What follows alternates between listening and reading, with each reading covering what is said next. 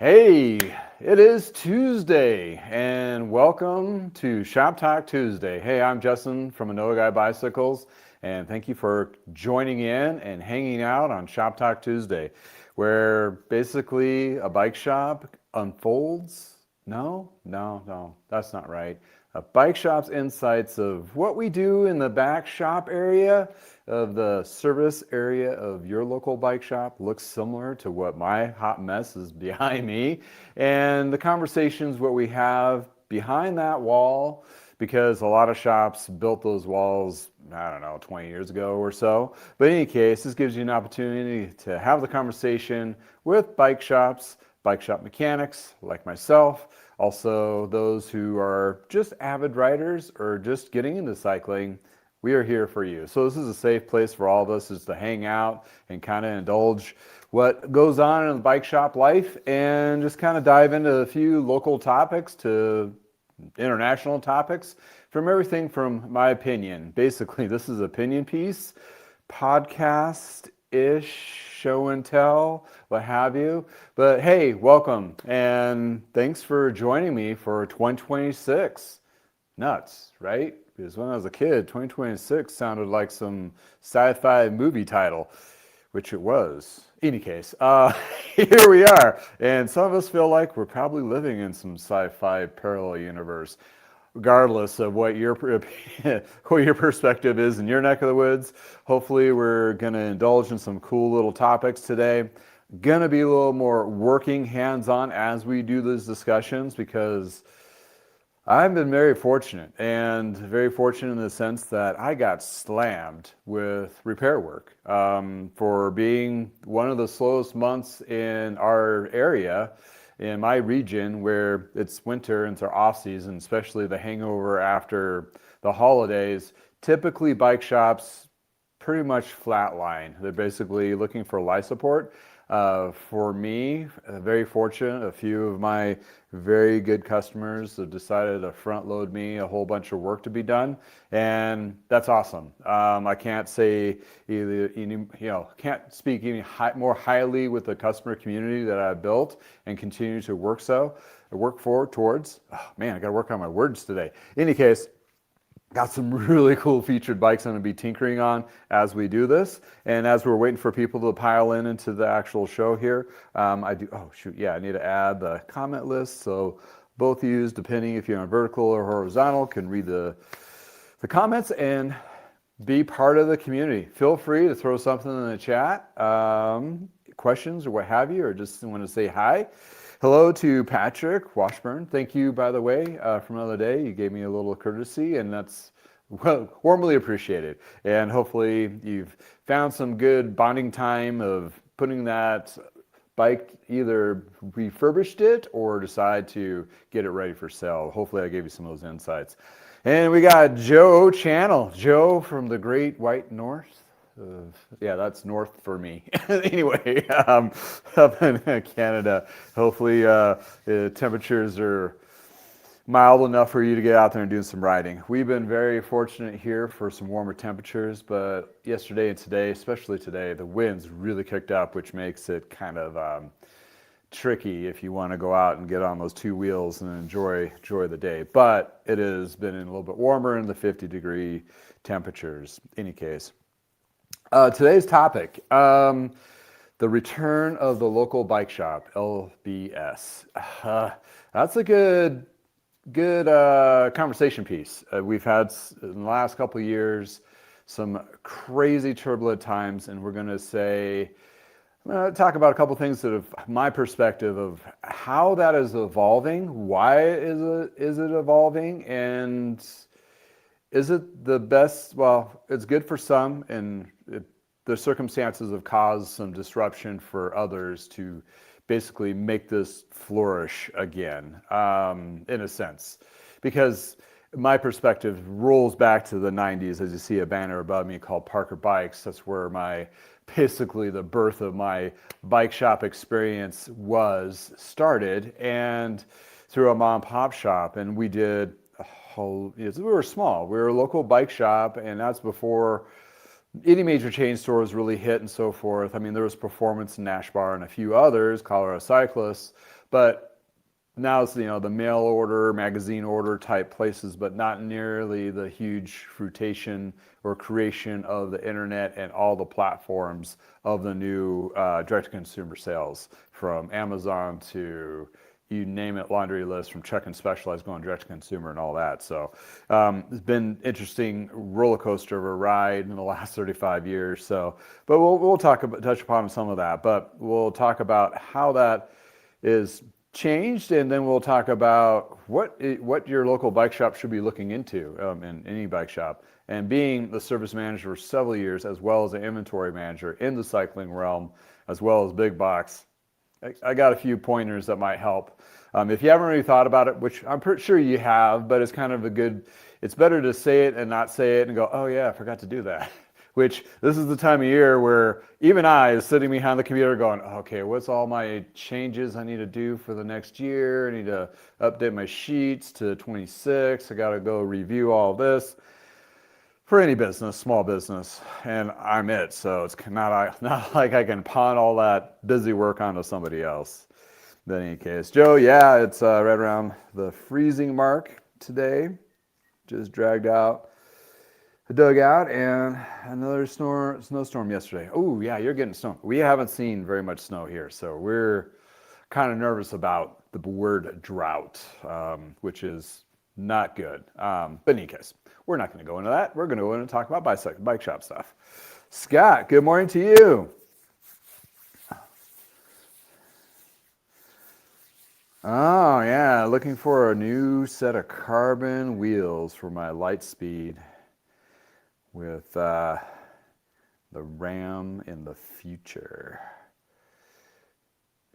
Well, I don't have anything personally as in used for carbon wheel sets, Scott, but we can discuss at a later time on, or I'll do some research and see what's out there available for your particular ride. Scott's a good customer of mine. He has a nice, sweet titanium classic Lightspeed, which he now has two, and we're going to be looking for a wheel set for him. And I might have a separate video to go through the journey of what the hell you do when you look for a wheel set. But talking about wheel set, actually, right here is the banner. This is basically the sponsor of today's show, which good news is, I'll tell you at the flip side of this one. The Wheel Warehouse in California has an excellent selection of wheels to choose from. They're pre-built, or also you can have them custom built up to various sizes. You can reach out to them directly if you have something unique like the 650 wheel or a different style hub. Therefore, it makes it an excellent bike wheel set company that actually provides good wheel sets without breaking the bank. You will find them being very trusted and true. They really hold up under a lot of different riding conditions and so forth. It takes the standard old school wheel building practices and puts them in a better format. But in any case, this is a wheel set you'll be really love to have. Oh no. Oh, everything's shutting down. Hello. Hopefully everybody can see me. What the heck? My everything is kind of shut down on me. Here's a bike mechanic trying to do YouTube. Let's see. It'll perform for you for a long period of time, and the quality and the attention to detail is superb. You'll find information about this company in the description below, with also my personal coupon code. I hope you find a good wheel set where it works for you. Well, if you still see me, I apologize. We've had a colossal breakdown. Ooh, sorry about that. Something just, I don't know. Technology, right? It's great until it's not. Hopefully you're still back on. Hope you can hear me. Hope you can see me. Looks like things are doing a little bit better.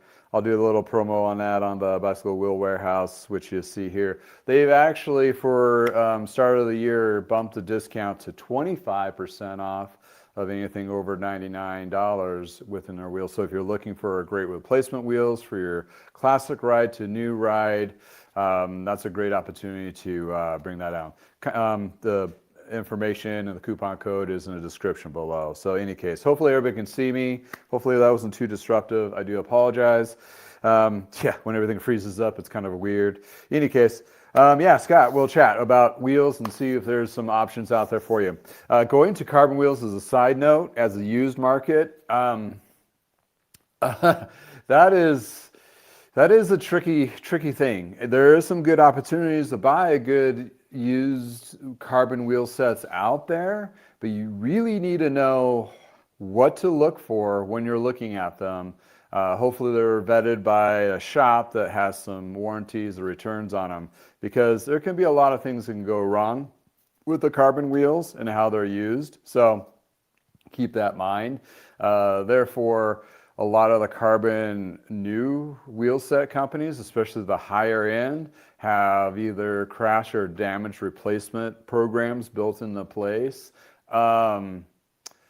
In my honest opinion, they're great, they're lightweight, but there's a trade-off on that for strength and durability over a long period of time, in my opinion, of what I've seen. In any case, sometimes we can look at it and like, well, maybe you can get into a nice alloy strong wheel set, which is pretty close to the weight, if not lighter. All depends. All depends what kind of riding you're doing too.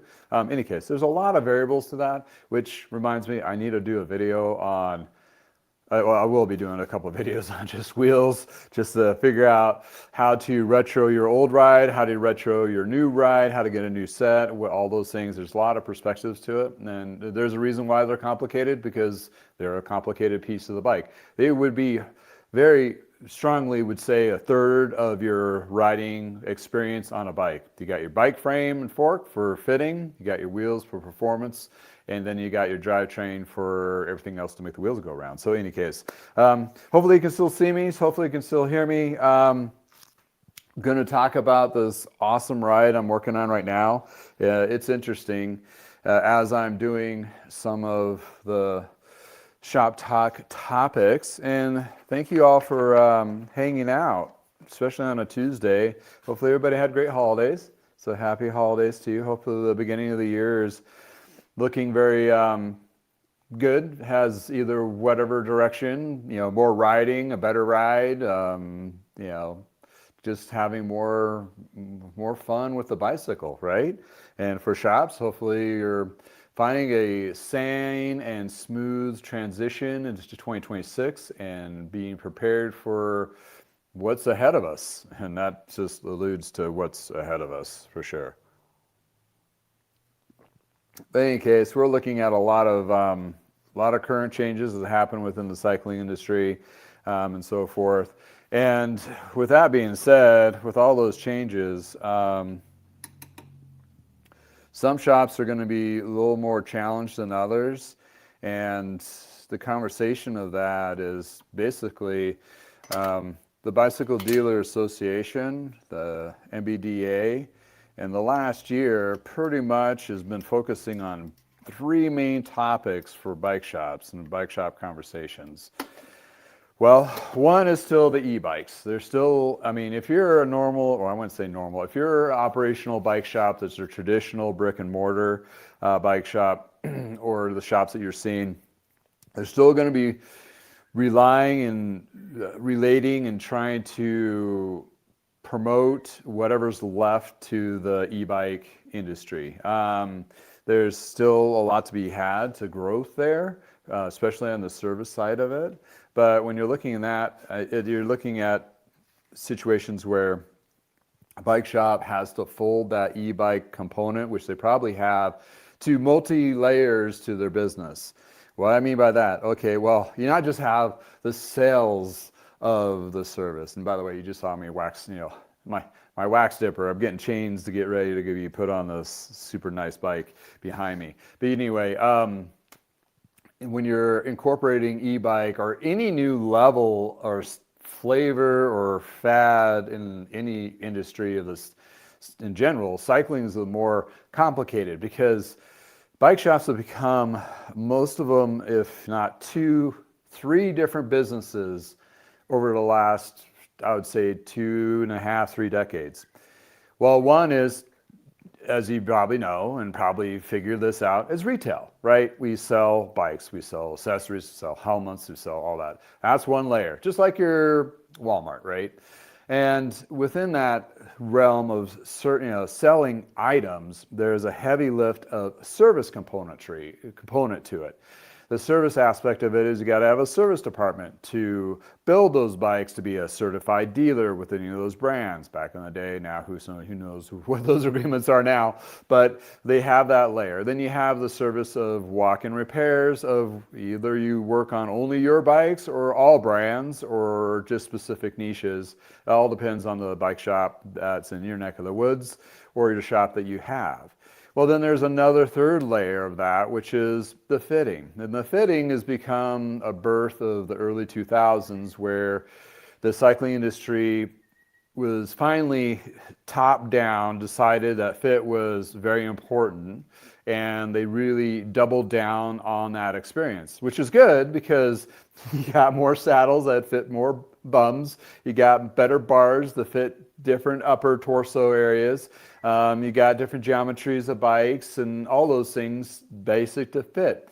Well, they've really put a lot of science into it, and I would say Specialized was probably the best marketed lead of this. Not to say they're the only ones that did it or did it the best, but they were probably more well known. So with using retail, which was a process of putting dots and cameras and putting computer science to it, and they have a lot of classes to that. It's a whole separate business.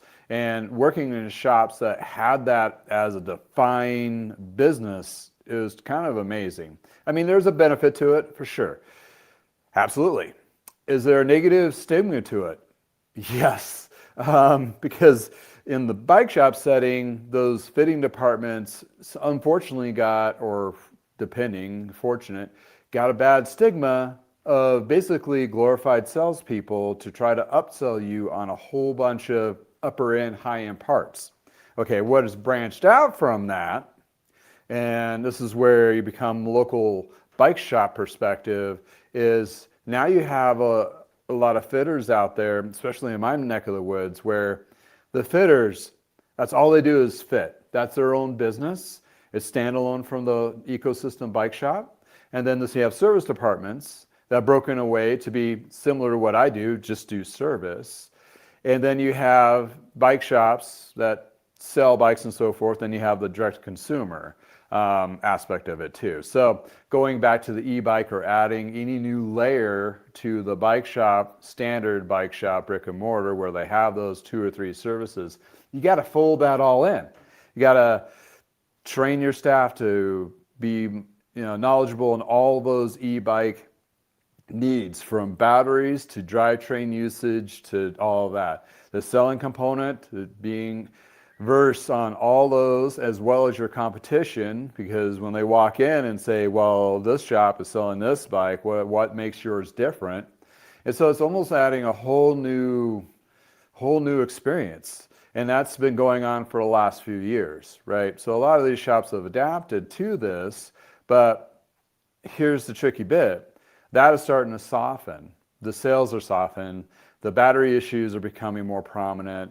It's like we're on the heartburn stage of the e-bike, where the sales are still going, the rebates have declined to very little, and they're still expensive, and the prices might go down, and the cheap ones are no longer available because they won't be shipped into the United States. That's United States centric. So, that might be different globally, but looking here, we're dealing with a lot of change in that perspective. Well, that being said, even though with the local bike shops are still leveraging and trying to push for the e-bike perspective, that is really help bolster the current bike shop ecosystems to go forward in 2026 and 2027. It's not going to go away. And now it's more double down on service and so forth. Where there's been a lot of shops that have been really prosperous in the downturn of 2025 for that bike shop ecosystem, where they're they've worked on a lot of bikes, e-bike specific, and got training and be able to capitalize on that. So that's one of the big pillars that what National Bike Dealers Association was really focused on. Another one is just general service. The service departments are becoming a lot more busy because a lot of people are dragging out bikes from the garage instead of buying new ones, or they're buying used or what have you. Same thing when you have any kind of softened economy where people are not, unless they're going to buy new, they're going to focus more on the service for sure. So that's the second pillar of that. And service departments are complicated because you got to have the training. There's really isn't a strong portal of new mechanics coming in. And on top of that, a lot of business models for bike shops, the service department doesn't provide a lot of livable wages or the wages that compare to the expertise that they need to have to run those service departments. So there's a huge deficit of cash flow and importancy to that, because before, selling a whole bunch of $10,000 bikes basically made the bread and butter for the shop, but the service department was just kind of an afterthought, or has become an afterthought for the last 15, 20 years. That's flipped because right now all the bike shops are going, we need to really focus on service. How do you do good service? Well, you got to have good people, bottom line. Any case, back to that's the second pillar of you got your e-bike, you got your service, and what's the third one, right? It's used. Used market is huge. The used market, that's what my whole business model is based off of, is the used market. And I tapped into it over about 6 years ago now, 7 now. Anyway, tapping into it and being a part of that, it's really been a really crazy roller coaster, of course, but right now how it sits and going into 2026, the third pillar is finding used bikes. How you acquire used bikes? Are you building up and putting them on the floor? Are you selling them and parting them out in pieces and selling frames?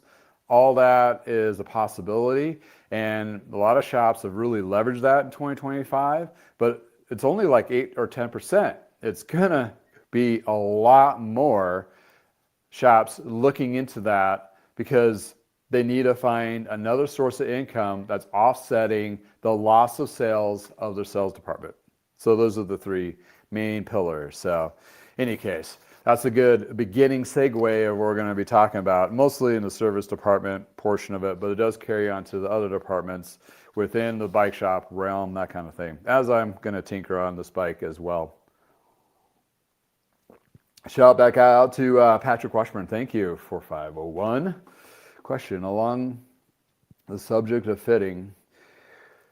Oh, where am I with the shorter crank length trend? Oh, I mean, yes and no. I personally have always gone a little bit shorter. I had longer cranks for my height. I'm about 6 foot on a good day.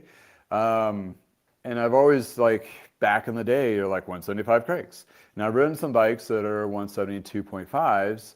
I don't know if I'd go to 170 for me, but that's really good for the more fitter portal.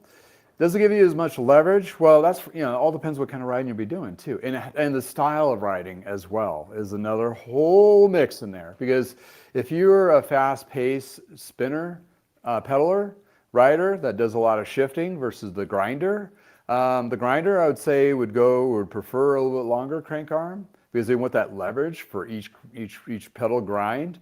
The spinner would probably want the shorter one, and the rotation of the knees and all that is going to be just a smidgen less. Also, I mean, that really goes down to that dynamic fit when you go to a fitter, and if you're having issues of like knee pain, back pain, any of those performance enhancements that you want to do, that's where they can really address that crank arm length by looking how your body is moving back and forth. Is it a fad? Well, yeah, they really kind of pushed it as a fad, the shorter crank arms, but that doesn't fit everybody, and because everybody's bodies are a little bit different. So that really, I would really highly recommend, if you're having questions about that, portal or reach out to those fitters and see if that could be, especially in person if you can, to see if that's something the direction we go. It is a costly expense swap out for the most case for newer stuff. Older stuff, maybe not so much. If you have an older style and it's easier to switch out, like the old school 6500 crankset triple, and you want to go a little bit shorter, I mean, that might be a little bit cheaper, but you're still, even on the used market, still looking at $50 to $100, and you have to have the expertise on it, and also the wear and tear on the used product. So yeah, it's not something I just would dive in to, but it is an interesting thing that they went that direction, because for the longest time we wanted all the leverage on there as possible, but it's all depending what kind of writing you're doing. So hopefully I answered. I know I didn't answer that clearly, because it's not a clear answer. There's no clear answer to that question, because it really relates to how your body is for that kind of riding. CWIT 483. Hello from Minnesota. I'm sure it's a little cold up there.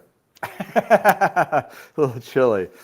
Our 3 bike shops in Crosby, Minnesota area are holding in strong. That's awesome to hear. That's great. A lot of little shops have reached out during comments and so forth. They've done really good, almost to a point that they want to expand. And I'm like, hold on. Because we've been having so much freaking whiplash in the last 5 years. I would really just, be very thoughtful and strategic on any move in your business going forward, and double, triple, quadruple down on anything that's providing some kind of a cash flow income into your shop to be able to sustain what other headwind turbulences we're going to have in 2026. Because as much as we had 2025, if you asked me a year ago today what we would be going through, I didn't expect this much craziness. So needless to say, here we are, and I'm glad they're doing strong. Hopefully they've found, they have obviously a strong community supporting them, where it relies on a lot of shops that are sustaining really well, especially new ones are finding that community and filling for that hole and those gaps in that area. So in any case, awesome stuff, absolutely, and thank you for chiming in. So yeah, it's been weird. and needless to say, it's been a little weird. For me personally, not so much. Because, I do service, and I've noticed service is more of a necessary need to be focused on going into 25. So I just ramped that up and found a better ecosystem for me to perform better service for my customer, not go for everything that's out there that's on the table, and you really just kind of been more streamlined of it, and that's really worked for me. And it doesn't work for all shops, but I switched to more of an appointment base. It's upfront, like, hey, it might be 3 to 5 days time to get to your bike because you got to fold it into the mix. But on the flip side of that, your bike is going to get a lot more attention to detail than it is for a high-paced turnaround. So you get a better repair package out of it. In addition to, my prices are a smidgen cheaper than the local competition, especially the chain stores.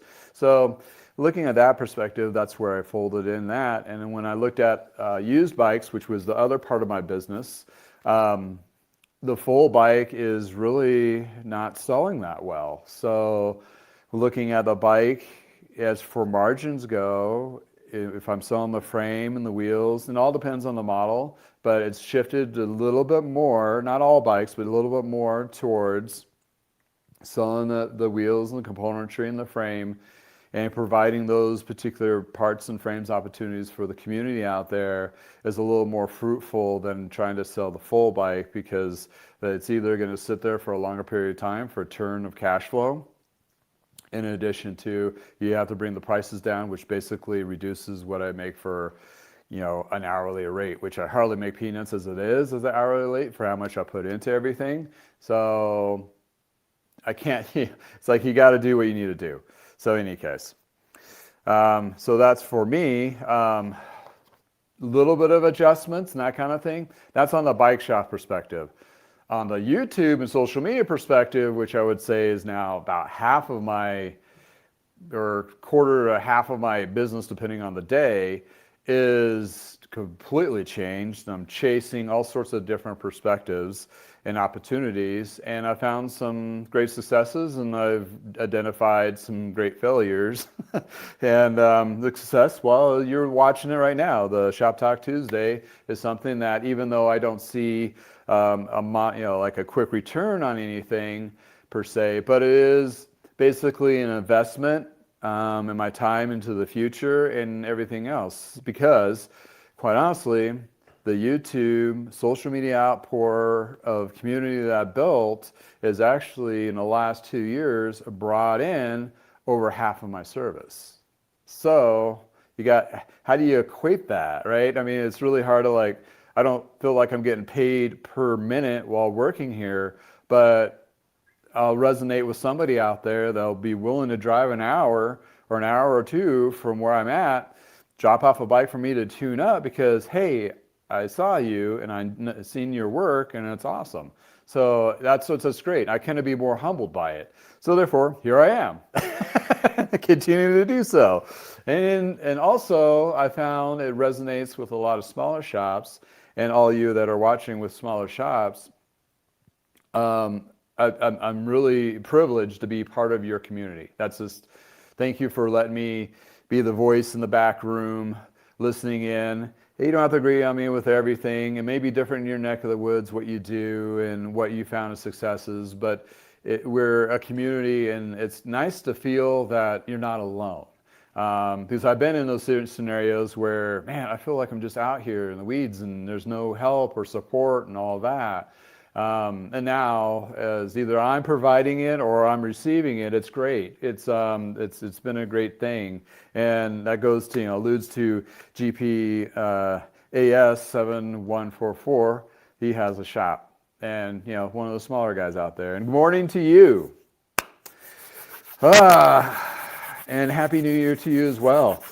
So yeah, I have a really cool little ride here behind me. And I'm gonna go. I actually have a friggin' script for once, not just flying on the seat of my pants. I do have a couple things here I want to talk about, but I need to get kind of working on this. And let me explain what I'm working on here, and then we'll talk about the efficiencies of the shop and all that.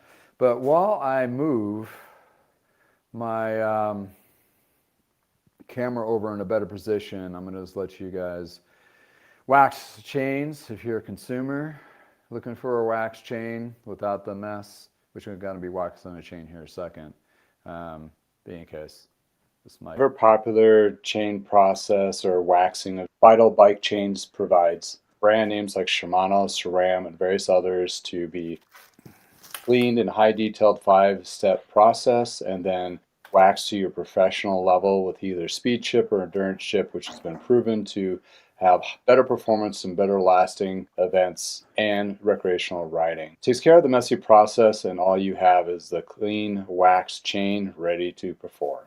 Check them out. Discount code with a link below. All right, hopefully I don't, this is tricky to do all this without being too far, because I am doing the vertical as well. So try to keep myself in the frame. So if you guys are watching and not just listening, I got myself, well, not myself personally, what I have here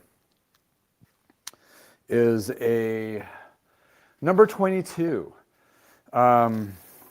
They are a smaller, upcoming, newer titanium bike company that integrates 3D printing of titanium and also some other cool stuff. I'm moving over here so I can talk and watch and do my thing.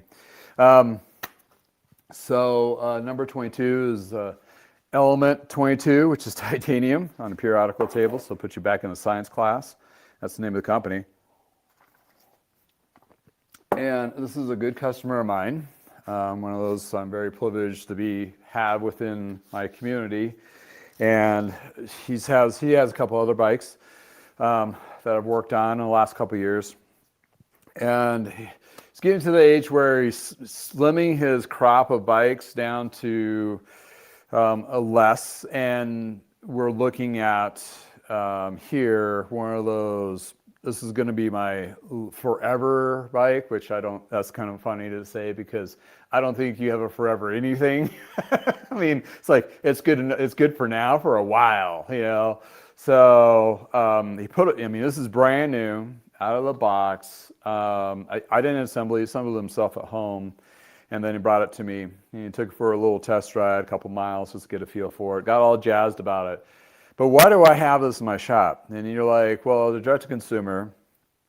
So this goes for information for two perspectives. They're both perspectives: the consumer perspective and also the bike shop perspective. The consumer perspective, there's a lot of awesome deals out there, and I can't not say that. For bikes going direct to your front door and you're bypassing your bike shop. And, you know, I can't blame you because whatever is in your area, your bike shops may not be that great, or they may be just all corporate, or you may not have opportunity to be that close to a shop, or your local shop is closed. So regardless of the be, you're still able to get high quality products from various brands that are direct to you. And this particular company, I believe, is only direct to consumer. I don't think they have any wholesalers for, or not wholesalers, but bike shops as dealers. So they put a lot of stuff into their frame, and there's a lot of companies like that. That's just the new norm. We got to accept it. You got to be part of it. So how do you, as a consumer, you got a bike coming to you, and you may know how to do some adjustments. And some bikes, if it's the lower end ones, may need a lot more work to be more safe, which I've come across a couple kids' bikes during Christmas. I was helping a friend and neighbor out, and yeah, you need a bike mechanic to work on these because putting as a, you know, Christmas Eve build would have been a freaking nightmare and not safe. Let's just put it that way, not safe for the end result. But a lot of the more of the upper end, mid-range upper end, they've really refined the process to direct to consumer. Yeah, you can get that nice ride. You got to be mindful on some things, you know, making sure it's, you know, finished off, you know, pollution, the wheel, the seat height, the bars, those kinds of things. And then the riding of it. And then there's the whole fear or potential of damage or out of adjustment from shipping itself, from putting in the box at the warehouse, wherever it is or being built at, to your door. There's a huge risk factor, and we call that UPS or FedEx or however it gets to you. Issue. Most times, more often than not, it's fine, but you just not go there. But anyway, you get the bike, the opportunity, and you may need to have some service work or fitting done to it and so forth. There lies the bike shop component to it. Why is this into me? It's like not necessarily specifically just for the fitting of it. I provide a service that, well, you guessed it, and you can see it in the background. If I'm right, you can still see me, is chain waxing. So all chains that are brand new on new bikes or what have you, or out of the package, has a packing grease. It could be used as performance. It's designed to do so, but it's not your high performance grease by any means. So even with a brand new bike or brand new chain of a box, it needs to be waxed. So, or clean from the packing grease, and then you can apply whatever high performance lube that you desire to use. If it's a drip, oil base to Teflon base to whatever, that's what we want to do. So I use a 2-pot system where the one heats it up the chain to a higher temperature, helps. I cleaned it with ultrasonic cleaner, got most of it off. Not too much because it actually gets to a point where it's too much and you can make it the rust. But then I do the waxing on the chain, and then the chain gets a high performance. I waxed a lot of this gentleman's chains on, that sounds so weird, on his other bikes. On his bikes, people. I'm not a personal body waxer. In any case, or hairy bits waxer.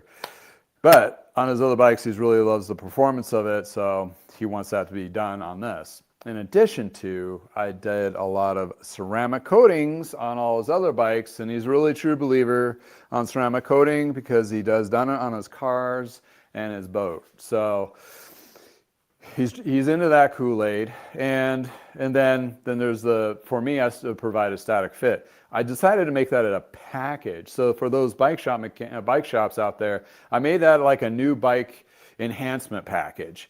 You get a better drivetrain shifting, you get a better protection of that fancy paint and all that. I mean, come on. And then a little static fit to go with that. However that fits in your particular business model, you might want to consider that. Maybe it's just two of those things, not all three, whatever. But that helps you as a bike shop to be relevant to direct-to-consumer purchases.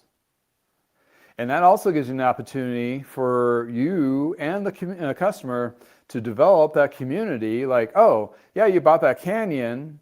I don't care where you bought it from. I did some service work on it. Now I'm your shop go-to when you have any issues or whatever. And yeah, you may pick up a bottle or some nutrition or whatever while you're there and be a part of that. And people, even though they do buy mostly or a lot from bike shops, they still want that community feel. So, needless to say, not just from events, but from shops. And I've been in a lot of cool shops. This last year, there's Swanee Cycles in Las Vegas. Really cool shop. You just want to go in and hang out and talk to the guys. They're great people. And there's a few gals there too. I mean, there's great people, great community feel, vibe. There's also Pedal Pour in Las Vegas. They have a little coffee shop with a bike shop. Really cool.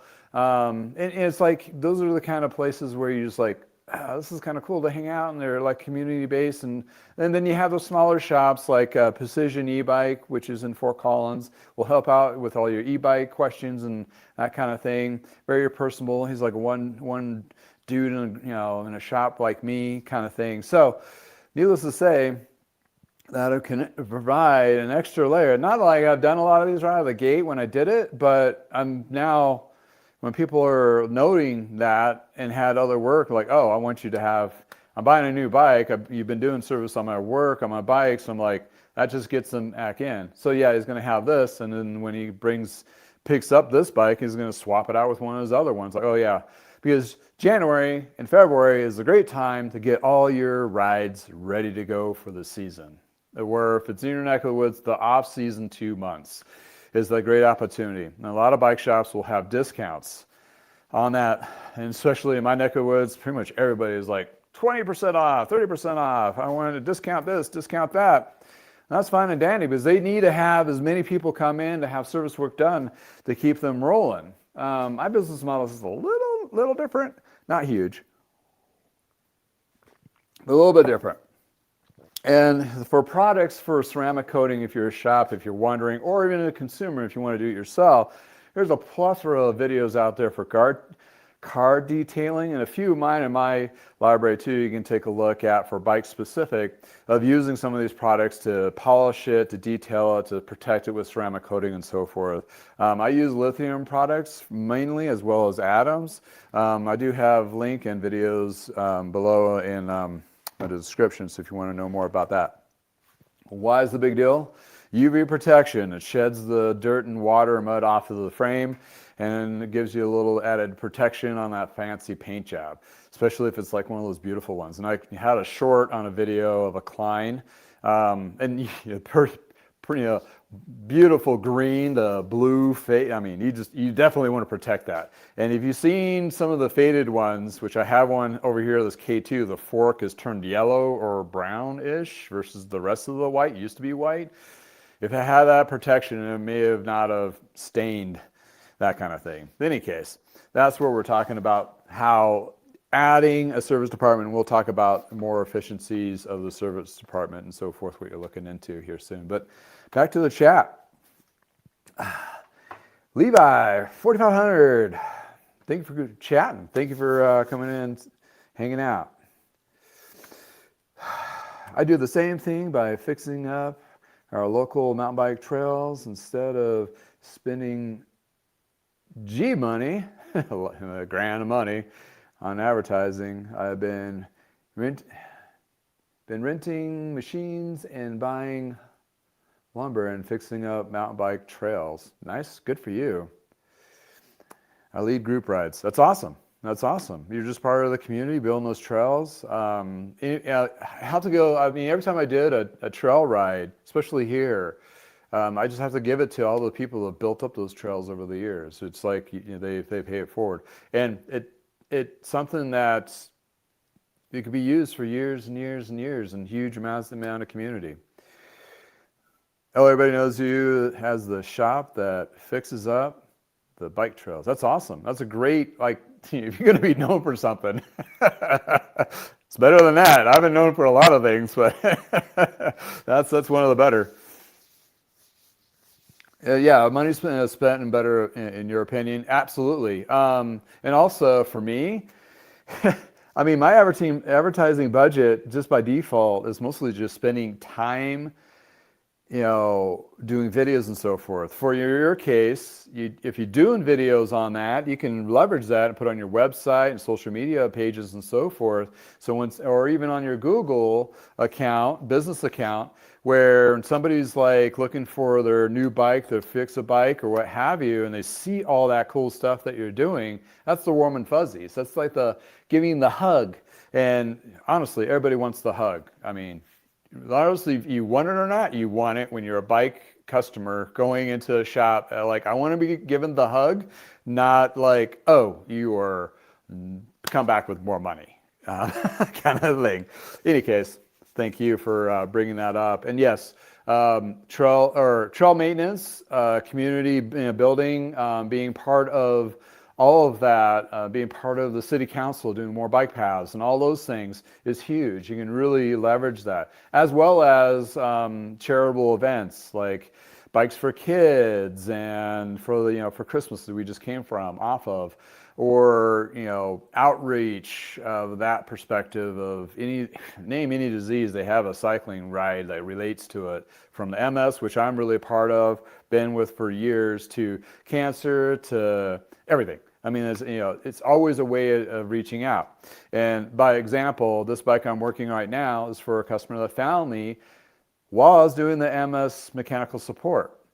That's given me, just from him alone, about 5 or 6 tune-ups in the last couple of years of really, really, really nice bikes that I'm not usually working on. So it's kind of like, that's awesome.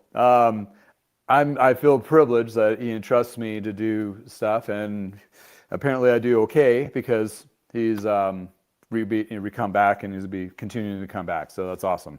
You can never. That's another thing too. I'm more humble in my older age. You just can't assume that they're always going to come back. You want to make sure that you do the right things every time. Give them the acknowledgement, the justification, the 100%, 110% A game every time you're interacting with a customer. That's a little bit easier for me because everything's appointment based. So it's like, I got to pump myself up for the show with the customer. When you have a brick and mortar store, you have people coming in and out, and it is wearing, it is taxing, believe me. I understand, I've been there, long hours, people are coming in, you're trying to do one thing and it's taking you all day to get that one thing done because the phone's constantly ringing, people are coming in, other employees are always asking for other help because they just can't seem to figure it out themselves. Not to be negative, but it just feels like you're being pulled every direction. My life here, though, is, I'll be interrupted by my daughter, but that's controllable. But my scenario is a little bit better in that aspect, which made it a little bit, is a happier place for me. Been working, believe me, I put my time in. I mean, I put in over 30 years of that. So this is like you better put them away for a while or he gets really grouchy. So I haven't been grouchy in a while in that aspect. So it's been good. So, but yeah, absolutely. There's a lot of different things you can do as a shop. There's a lot of different things you can do as a community cyclist to help out with all those things too. And that's, you find some great places. Either find new rides, new people to ride with, and new community. It's great. It's a win-win, and it really helps you to have those communities. If you don't have that, either at home or what have you, it's a good place to reach out and be a part of something for sure. Absolutely. Susan 9861, thank you for coming in. Miyagi, wax on, wax off, wax on, wax off. Yes, waxing chains has become a huge thing within the industry. So if you're not doing it as a shop, you're missing the boat. Just saying. However you want to do it, whatever Kool-Aid you want to go with, or whatever, it's here to stay. And there's the science behind it, which is even better. It's not like we're just coming up with a pet rock for somebody to buy in the cycling industry. It's actually a thing that works really well. Doing it for several years myself, even tried with my own blends for fun, and realized, why complicate my life? So just stick with what's out there. And there we go. Yeah, and when you get the waxer going, you do multiple chains as much as you can and get those things going. But in any case, it works well. It's clean. Anyways, I can't. If you're into it, that's great. When you're in, you know. If you're on the fence, it's clean. It's run smooth. There's a little bit of adjustment in how you do what your current lubing your drive chain, but the science behind it, the testing behind it, I should say, less wear, better performance, and all those things are great. But if you're not into it, that's fine. But needless to say, the one thing that we all can agree on, the factory grease from a new chain is no bueno. You want to get that stuff off when you're ready. Throw on whatever high-performance lube that you bought from the salesperson or you bought offline, then apply it, because that's all you're going to do if you don't do that cleaning first. And there's a lot of videos out there to do that. Some of them simple. Just put in a jar of solution from like silica or what have you, and it just strips it to like white gas or whatever. But you need to get most of that stuff off to apply that performance lube, because all you're doing is cross-contaminating different materials, and that just makes it a hot mess that you're going to have to clean up later, or have your bike shop do the whole drivetrain clean, because that crap gets everywhere and it gets cakey. Case in point, I had to basically scrape these jockey pulley wheels off of another bike I'm working on with a screwdriver to get all the crap off of it before I could put in an ultrasonic cleaner, because the ultrasonic cleaner didn't have a chance of getting that caked on concrete. So in any case.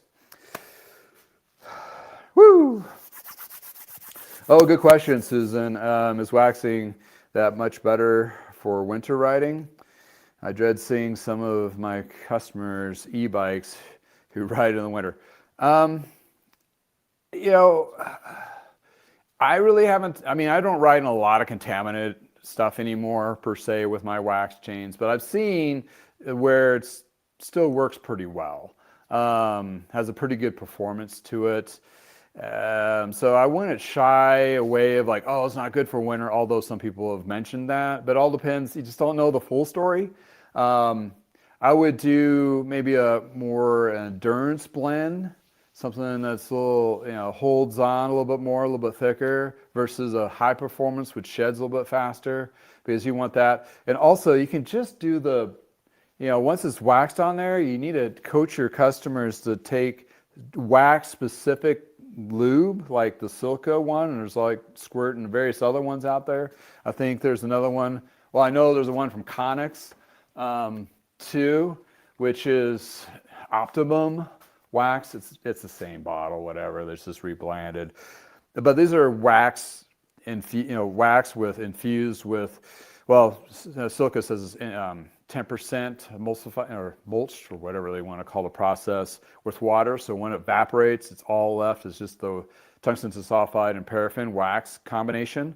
So it's just more of a training of, you may need to apply it more, but it's going to shed whatever excess versus needing to wipe off. So if they are starting to get that squeaky chain and what have you, you may need to do this, if they're doing bigger races and so forth, maybe have a little bottle of this at the, be able to put it on.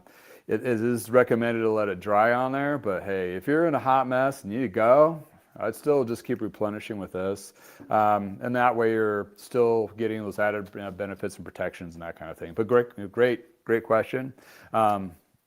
Any of you up north or in winter riding and so forth that do wax chains, do comment. I mean, I'm not the end-all be-all knowledge of wax chains. I just, what I've seen and what, with conditions and so forth, it just does as good as in those contaminants, and you're not, and then you just have the ease of keeping your drivetrain cleaner when you need to do the washing process and so forth. That's where the ceramic coating of your frame and bike parts help shed all that gunk off too, that kind of thing.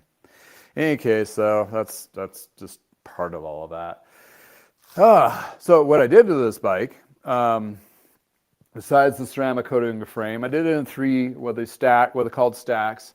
I did 3 stacks, which means I put on a coat, let it sit for, recommended over 4 hours for this specific product for it to cure, and then you can do another layer to kind of buff it up. And then I waited overnight and did a 3rd layer this morning, so it's been 3 layered stack. And what's nice about that for me is if I do it, and I do hit all the parts twice each time I do it. Reason being is I'm making sure I'm covering everything. And if I did miss it on the first one or the second one, at least got covered on the 3rd one. So, and what's different between cars and bikes, there's a lot of different angles. There's a lot of angles to a bike frame. So to get all of it, you have to kind of do it 3 times to ensure that the whole bike has been done. As I was doing that, I cleaned off the surface, meaning basically rubbing alcohol, and then applied a different type of wax or sealant, basically. The sealant squeal from lithium, which has some of that ceramic properties, but it does a little bit better on mixed metals components. So I did that on the wheels, made double check to make sure they were true and they didn't get bumped out of whack while they're in shipping, and all that. And, took the rotor off, cleaned it, put it all back on, torqued to specification. Same thing with the cassette, make sure it's on there, torqued at the correct torque value on that, and put some nice Armor All on the tires.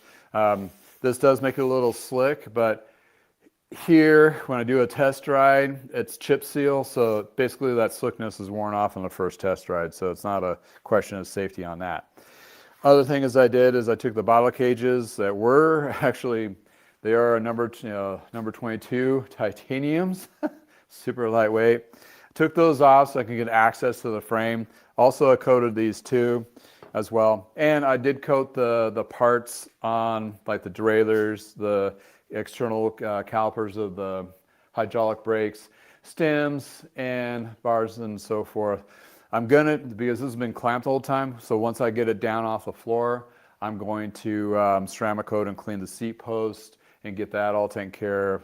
And that'll be a little bit easier to lift once it's off of the stand. It doesn't have to be clamped to it. So that's part of the process, and then get that wax chain on there and shed a little bit.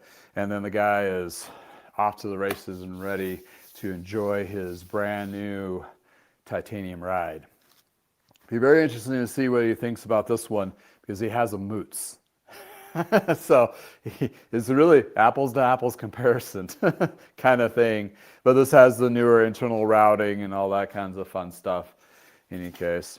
So, and I do a 2-pot with two different temperatures. There's still some debate going on if lower temperature or whatever. I just found this works for me. And it works for the duration or the usage for my customers, because I've seen their bikes come back and have their chains re-waxed, and seeing how many miles they've been getting out of it seems to work pretty well. I do a little bit cooler temperature on the second dip, so therefore it adheres a little bit more to it. Oh, let it drip in there. Then it has a capturing system on that, but I don't have the fancy Silico one. I just found myself a wax warmer with a digital reader off of Amazon, and I've had that for a couple of years and about a third of the price. So, and plus it's a 2-pot versus 1. It works. It works for me. In any case, so while that's doing on that, where are you, Newton meters? Okay. So, by the way, looking at Park Tools, our social media well, not really influencer, educator of bike tools from Park, Calvin. I'm sure you've seen a video of his if you watched anything bike repair wise or seen videos pop up with him. Older guy with a mustache from Park Tools, Calvin. He's retiring. So good for him. Good run. He's been doing it for like over 20 years or something like that with Park. Provided a huge library, which is fantastic resource for everyone for bikes. And that's really cool. It's really, really cool that he's gotten to the point where he can retire and do more riding like the rest of us wants to do more riding. So shout out to him. So here's the question of the day. What pops into my mind: who's replacing? Who's going to be the next Calvin? I mean, not necessarily at Park Tool. Doesn't have to be at Park Tool. Could be anywhere in that realm. I mean, there's going to be somebody out there that fills that technical niche. Oh, I'm going to try to center myself for your verticals, people. Okay. To do all the tech, especially the newer stuff, and maybe some of the older stuff. He did a lot of good videos on older stuff, too. Like, with old quill stems and threaded headsets and that kind of thing back in the day. So, in any case, who's going to fill in? Is it going to be me? I would be so privileged if it was. I don't know. I am starting to get a concept and a plan. I got a plan for my other channel, This Old Bike. Started doing a little more stuff on there, posting wise and so forth. And therefore, I was already going to plan to do that. It's just been, for me, just so busy doing all the other stuff, been hard up posting. But I think I found a faster, quicker way of doing it where it doesn't impede too much my time I need for working in the shop and family time. So, and here's the trick for 2026 for social media. People are getting tired of, they like watching live as you're watching live right now, so that's not going to go away. Podcast type thing. But the other one is, they change the algorithm all the time on the YouTube and various others. So what we're looking at is, since YouTube has expanded the shorts to 3 minutes, that's hit a whole new category, which kind of fills in or follows the TikTok concept, as well as Reels and Facebook Reels and Instagram Reels. So so if you can do in 3 minutes increments of more compressed either tech questions or insights or whatever, you're going to have a better flow. Ad rev through AdSense through YouTube is going to be a lot less, but you're going to have more volume of searches or a lot more volume of views, where that's the whole name of the game there. So yeah, that's a whole nuts thing. But anyway, that being said, you all that do a lot of riding, do trail maintenance, bike shops and so forth, and you're just you're always, there's a time deficit every freaking day when you go into work in a bike shop world. I always have, I want to do all these things. I have a full day. I'm going to have no disruptions. I get only a third that I want to get done for various reasons. Because things either take too long or whatever the case. There's a million reasons for it. So, and that being said, you're running a shop. I think it's BL Bicycles in Washington, state of Washington. It's not Bainbridge. That's one of those cities. I almost guarantee you, if you follow anybody or you watch Instagram, you've seen him. And it's a guy that has a higher pitched voice and All he does is the 3-minute things, and he always features little bikes, that kind of deal. Very successful. I think he has over 50,000 subs or something like that. You too, as a bike shop, all the smaller shops, if you want to start leveraging that, provide a little more weight to your social media presence or your website presence or whatever it need be, just do those 3-minute shorts or less. It's a lot less time to commit, a lot easier to edit, and it's a better, cleaner, richer content. And then you're really hitting a broader audience, and you're really bringing more recognition to what you do as a shop and your community. I've started a test on those, and the Klein one blew up. I mean, more than I had anticipated. I mean, it was like, oh, whoa, whoa, whoa, whoa. I followed up with the Schwinn one, the classic yellow Schwinn. It did pretty good, but not as much. But, you know, people are not as intrigued in Schwinn. And I did another one too. So, you know, I think if you do consistently the shorts like that, you will probably have a very good successful impact without spending a ton of time. And also that keeps all your social media links current on your website, because if you go to one of those links and they're either not working or they don't have relevant content, those customers are going to go, or potential customers are going to be like, I don't know if they're even a real company, because they're not really posting on a weekly or bi-weekly basis. So that's a little gold nugget on your social media part of it. And guess what? It's cheap, if not free, to do for advertising. All the cost is time. Think about it. How much money do you put in the yellow pages? How much money you put in the paper? How much money have you put in? Oh yeah, I was talking about a whole bunch of old stuff. But email, paying somebody to do the emails and so forth. That's where all that AI stuff is coming into play to help smaller businesses blow up. Think about it. You can leverage it. I'm usually leveraging the hell out of it myself. In any case, back to chat. Get back to the center. Left to center. It's an 80s song from one of the old movies. Randy, thank you. Randy in Denver, 26. Brother down south, or I'm assuming down in Denver, about an hour and a half away from me. Well, I discovered Calvin about 5 years ago. Learned a lot from his videos. Yes, he is very talented at conveying. I commented because he reminded me like the Mr. Rogers of the bike realm. I mean, he is that, right? He's like his good neighbor. Let's come in and let's just work on this. And he had a really good, great, subtle presence and approach to him. Oh, Sheldon Brown. Yeah, Patrick, that's pretty good. Pretty good one, yeah. Yeah, it's very similar to Sheldon Brown for sure. Yeah, so, yeah, that being said, I mean, like I mentioned before, and you're watching me right now, and there's a good chance that you might be just watching me because there's just not enough content to watch for cycling, or very specific, or maybe what I'm providing. What am I providing? That's a lot.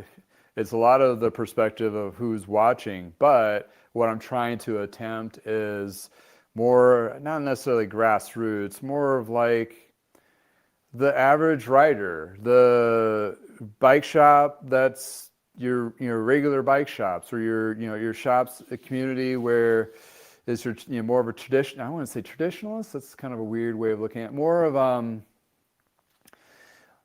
more appealing to the all bigger market of cycling.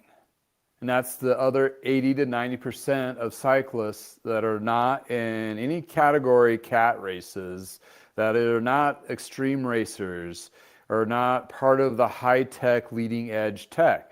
The rest of us that just want to go ride and we just want to fix bikes up and have those communities. The rest of us. So that's how I look at myself, as being not the elitist mechanic, not the elitist bike shop, not the elitist racer. Sure, there's a whole bunch of channels of that. I'm not going to be featuring like the latest $10,000. Oh wait, I got a $10,000 bike in my stand. Whoop, my bad. But I'm not doing reviews, and all I'm doing is reviews on them and that kind of thing. There's channels and they have spaces for that, and they have a lot of subscribers. Guess what? There's a smashing amount of subscribers out there, or people that are just watching social media outlets that just want to watch the average individuals do their things and have their successes and their wins and their losses. And I think it resonates, and also is more tangible to a lot of those cyclists and not intimidating. That's the imitation factor that I've noticed in a lot of shops in the 90s when everything made everything boutique-y, which was cute and great and awesome looking, but yet that when you walk into those shops as a consumer, first-time consumer, you're intimidated. And now the new bikes are inflated to such ungodly numbers where it's insane. So to me, there's a place where you don't have to do that. And there is a lot of shops in a lot of areas where accommodate for the average, or above average, or into it enthusiasts, cyclists, not at the extreme level. So therefore, that's where the shift is. The return of the local bike shops, of more of the Parker Bikes days, of the homegrown shops where we did a lot of service. It's the same person that rings you out for your bottle cage that fixes the tires in the back and does the drivetrain clean, and now does wax chains and detailing and all that other stuff.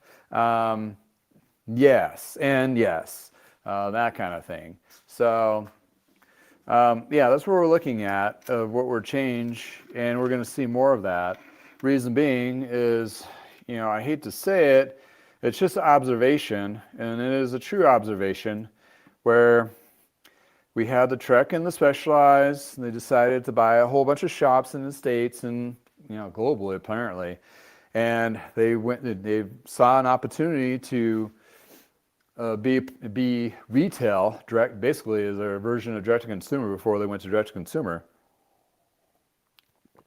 That being said, they bought a whole bunch of shops, and they pulled a blockbuster thing where they flooded our market with bike shops, and then this is all by design, by the blockbuster playbook of then just close down the shops that don't perform.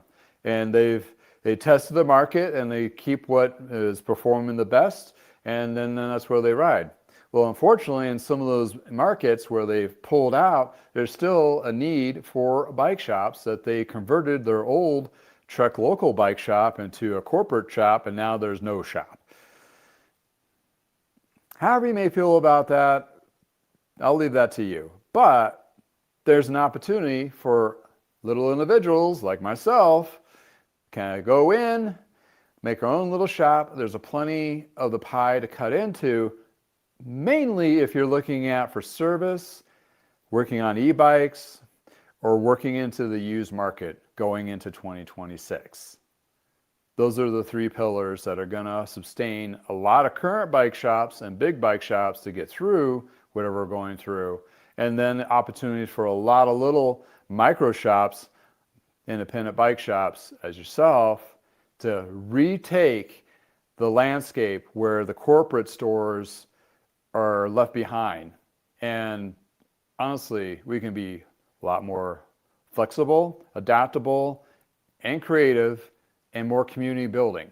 Not to say they don't, but we can do it better, faster, and smarter. Who's with me on me with this? Yes? No? Maybe? Give me a thumbs up. Share, like, subscribe, do all the things. Because, we're in some weirdness. It's been weird. It's going to get weirder. Just like this last week, like every day, I have to turn off the TV or turn off the news. It's just gotten a little too much for me. It's just, I got to get it. I can't let it take up real estate in my space anymore. I know it's affecting a lot of the industry, but like I said before, earlier, if you haven't chimed in, it's like my business model has shifted, and I've found some successes and very strong successes, as well as a lot of you that have been watching this and been part of my community as shops, and they're like, this is what we're doing next year. This is it, regardless if we love it or hate it, this is what we're doing. This is what needs to be done, and this is what needs to have to, help build our communities and keep people engaged and all those things. So needless to say, that's where we're at. And we are just going to keep going forward with it. Happily, most of us really enjoy what we're doing. And there it is. Corporate stores, they provide livable wages. They provide paid time off for all those mechanics who've been in it for a long time, and people in the cycling industry, which is fine and great. I know nothing against that. What they've done as a bigger picture, that's be left to leave that up to those who want to judge. But for me, for what I like to do, and I have no problem with the peoples of the front lines of those shops. Don't get me wrong. I've worked with a lot of them when they were independent, when they were independent shop before they got changed over to corporate. And I understand. I'm right there with them. If it was me 25 years ago, I'd be doing the same thing. Reason being is you need to make a livable wage. At the time, I just had a brand new baby, trying to make things work. And in the shop I was in, I was not getting enough livable wage to support a family. And that made me go into Big Five. Sorry, I'm trying to finagle a bottle cage. What I found was interesting on this, though, is, everything's really nice, precise. I'm not sure if the gentleman put on the cages himself. It was like a product that was set aside for them, like an upgrade, direct-to-consumer thing, which most likely it probably was. I'm pretty sure it wasn't mounted at the factory. Bottle cages, why would they mount at the factory? I like to put a little grease, regardless of what materials it is, on the threads of these guys, because I've had my fair share of corroded mixed metal materials in a bottle cage where I've had to cut it and re-rivet it. These are tapped and thread into the frame, so there's no rivet to them, which is nice. It's nice attention to detail, but you sure hell don't want anything seizing up in there as the materials go. And yeah, it's, titanium is not supposed to rust and all that. I don't know if these are titanium bolts or whatever. You still just don't want stuff drawing in anywhere, regardless of what it does or not. Let's just say you get in a lot of mud races or whatever, and that mud gets microfined and it seeps into the threads. And that mud has a little bit of iron in it. All of a sudden, the mud itself becomes the rust barrier that seizes up that bolt. Just saying. It may not be the current materials that you have to worry about. Or, this bike goes on a trainer, your body sweat gets all over it. All us bike mechanics that worked on trainer bikes, say yes, me. You've seen crusty sweat. Or triathlon bikes. You've seen things. Oh, you've seen things. You've seen those videos, they pull the bar tape off and the bar basically eroded and broke. And I believe those are even on alloy. They oxidized to the point where they broke. That just blows me away. But yeah, you see things. Extreme riders with their bikes. Not going to go into details, but ew. Just ew. Just going to leave it there. In any case, a little bit of lube, a little bit of bearing grease goes a long ways for the next person that works on this bike. It might be you, so you might want to make sure you're doing everything you can. The place that was the worst on bikes that I ever worked in was Michigan, Ann Arbor. Ann Arbor, Michigan. Great place, nice, beautiful, beautiful trees and all that. Great people. But they salt the roads and they do some weird treatment to their dirt roads, which is a very corrosive chemical. basically, end of the day, it eats bikes. That environment just eats bikes. And working in a shop and seeing how bad corrosion and humidity pipeline in summer to a lot of rain to salted roads, bikes have a really short lifespan there, potentially. So it's pretty intense. Intense. All right. So those who wax chains out there, you probably advise some kind of a trick or a trade or whatever. This is a brand new, used to be a brand new chain cleaner. Some people like Vital Bike, Bill from Vital Bike, he has a little board that has different jockey pulleys and so forth. What it is doing is what we're trying to shed the excess of the wax off of the chain to make it pliable enough to get it on the bike and also shifting. Because right now you can see it's kind of stiff. And you don't want to try to force that on your drivetrain. So the easy remedy is getting yourself a $10, $12 chain cleaner, which these don't work a damn for cleaning chains anyway. So this is actually actual use that actually works for these things. And you just, what it does is helps shed and makes that all those links a little more pliable. So I do like 20 or 30 times on one side, then I flip it the other direction to help it make it pliable.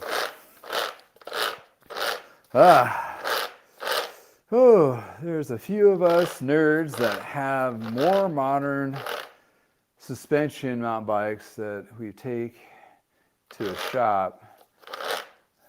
But we also have 80s and 90s mountain bikes, townies, that we build and work on from home. Yeah, there's, mountain bike thing, woo, that's a whole different extreme of tech and supported parts. And I mean, when everything went to 29ers, like in the early 2000s, the mid, like the 26s got left behind. But yeah, I still believe in my heart, because I came from the 26ers, there's still a place for them, but they basically are, non-existent. But there's a whole massive mountain of 26 used that used to be really expensive that you can fix up if you take the time to work on them and so forth. Make it a really nice rides for fun. Then, yeah, if you're really into the high end, the latest tech, the suspension and so forth, yes, it's going to be completely night and day difference between the 80s and the 90s and the early 2000s mountain bikes. Of course, there's such a huge technological ramp up to, I would say, 2012, maybe 2015 is their peak. And then it's just how much more carbon or titanium or lighter weight we can do it. But the actual performance factor of them is probably plateaued. Okay, with road bikes, with personal experience, that definitely plateaued in the early 2000s. When they went to compact frames with the 10 speeds and 9 speeds that are reliable and durable, and with, when they started converting to discs, that opens up tires. So, okay, 2008 or 2009, that's when that plateaued. And now they're just kind of just making it, well, can we make it cooler? Internal cable routing and electronic shifting. But you don't need that, do you? Brakes still brake, they still stop. Your cable actuated shifters still shift. I mean, I'm not saying that this newer stuff isn't nice. It is. I enjoy working on it. I enjoy riding some of it. Yet you can't really afford it. But it's in one of those scenarios. It's nice stuff. And it does have a place for it. And it's done a lot of good things, especially for like triathlon bikes with all the cable routing. Electronic shifting is a great place for that. Because those aero bikes are designed to be wind tunnel, and then they get them around with the idea like, okay, now we got to figure out how to put cables so we can do shifting. All designed for aerodynamics first. Quite honestly, for the 95% of us out there, you do not want aero bikes. Honestly, you don't. I'm probably going to get some haters out there. You don't. Because you get into one crosswind, how it is right now, your ass is going to be on the concrete sideways or blown into a pole or in a car, if worse things. Those are not, they're aerodynamic going forward. That's it. You get a side wind. I had one person reach out a few years back. It's like, oh, I was thinking about getting one of those like deep dish or a full dish wheels and so forth. I'm like, don't do it. You're a recreational rider. You can't have a disc riding around downtown Chicago. You're going to die. And he's like, oh, good point. I'm like, yeah, any crosswind that makes that bike pretty much invalid. It's it's not safe. In any case. Yeah. Oh yeah. Modern to me. Peak of the 2016 intense. Oh, that's a good one. Unfortunately, I kind of fallen off the mountain bike, keeping up with the tech personally after the 90s because my lifestyle changed and I didn't mountain bike race anymore and all that. It wasn't in a shop that I really, but I mean, the Intense is a really nice brand. Actually, I talked to the guys in the last bike show with they're really trying to be a part of the cycling industry with the independent bike dealers with their custom builds kind of thing. More kudos to them. Be interested to see if it worked. I'm not sure. I really haven't. I mean, if you're a bike shop that carries Intense and had their dealer program and all that, let me know. Did it work for you? Did it actually provide some good sales and good customer support? Or it basically took the concept of you build the bike up and then it goes to the bike shop and the bike shop gets all the, they get their margins and so forth. And it's kind of a win-win. I mean, you get a custom built up, what you want on it kind of thing versus getting a bike off the floor, then having to swap out the bars, the crankset, the seat, or whatever. They had a couple different models of component groups, and QBP is a group set. You can customize. Suspension is one of them too, I believe. It was a great concept, especially if you're spending that much money. Last thing you want to be doing is, swapping out $300 bars, to size or width or whatever. In any case. Oh, nice. Pedal pushers. Yeah, I've heard of them. In Golden? Nice. Oh, they're an Intense dealer? I'm not sure what brands they carry. Haven't been in there for a long time. Oh, the program didn't work out for them? That's too bad. I mean, it sounded good on paper. When I was talking to the main guy, he was newer to Intense. I think he worked at Specialized at one point. And it sounded like good Kool-Aid. Not sure if it was going to apply. Like good power, I mean, I technically, not that they're, mountain bikes are my genre, but I technically could become a dealer. And he told me, even if, out of the garage, like I am, like, yeah, you can become a dealer. And then we would work with you to get that set up. And, well, that's what they were saying. Not that it could come to fruition, I'll tell you in a second. But technically, in his mind, I could become a dealer, Intense dealer, have my customers that may be in the road, but like, hey, I want to do a really cool mountain bike, something like this guy, but I never would. But anyway, could do a custom build and have it sent to me, and QBB send me the parts and all that, and then I'll build it up for them and be all ready to go and fit and that kind of deal. So it would have been an opportunity for anybody or a good portion of it. The only problem to that is QBP will not sell to me, and because I'm a bike shop out of a garage, and they are sticking to the old school of we don't sell to bike shops out of the garage. Sorry, I disappeared out of frame as I'm hooking up my chain. For what I do, that's fine. It'd be nice to have a dealer agreement with them, but it definitely not even close and necessary for what I do. And it's actually less of a problem for me because I don't have contracts, I don't have dealer agreements, and I don't have to, hit a certain amount of thousands of dollars of inventory to appease them. Therefore, I'm more of, I guess it's probably consumer friendly, because if you come in with a whole pile of parts that you bought off of Amazon or wherever, I don't care. It's great. It keeps me from having to do that because I don't do a huge inventory list. I have my basics, cables, housing, and some other things, but I don't carry a whole variety of tires or wheels or any of that are new. It just is not my business model, and nor do I want to invest tens of thousands of dollars into that. And that's just not how it works for me. And so, yeah, it's okay. It works. But yeah, it sounded like a really cool deal. And there's an outfit in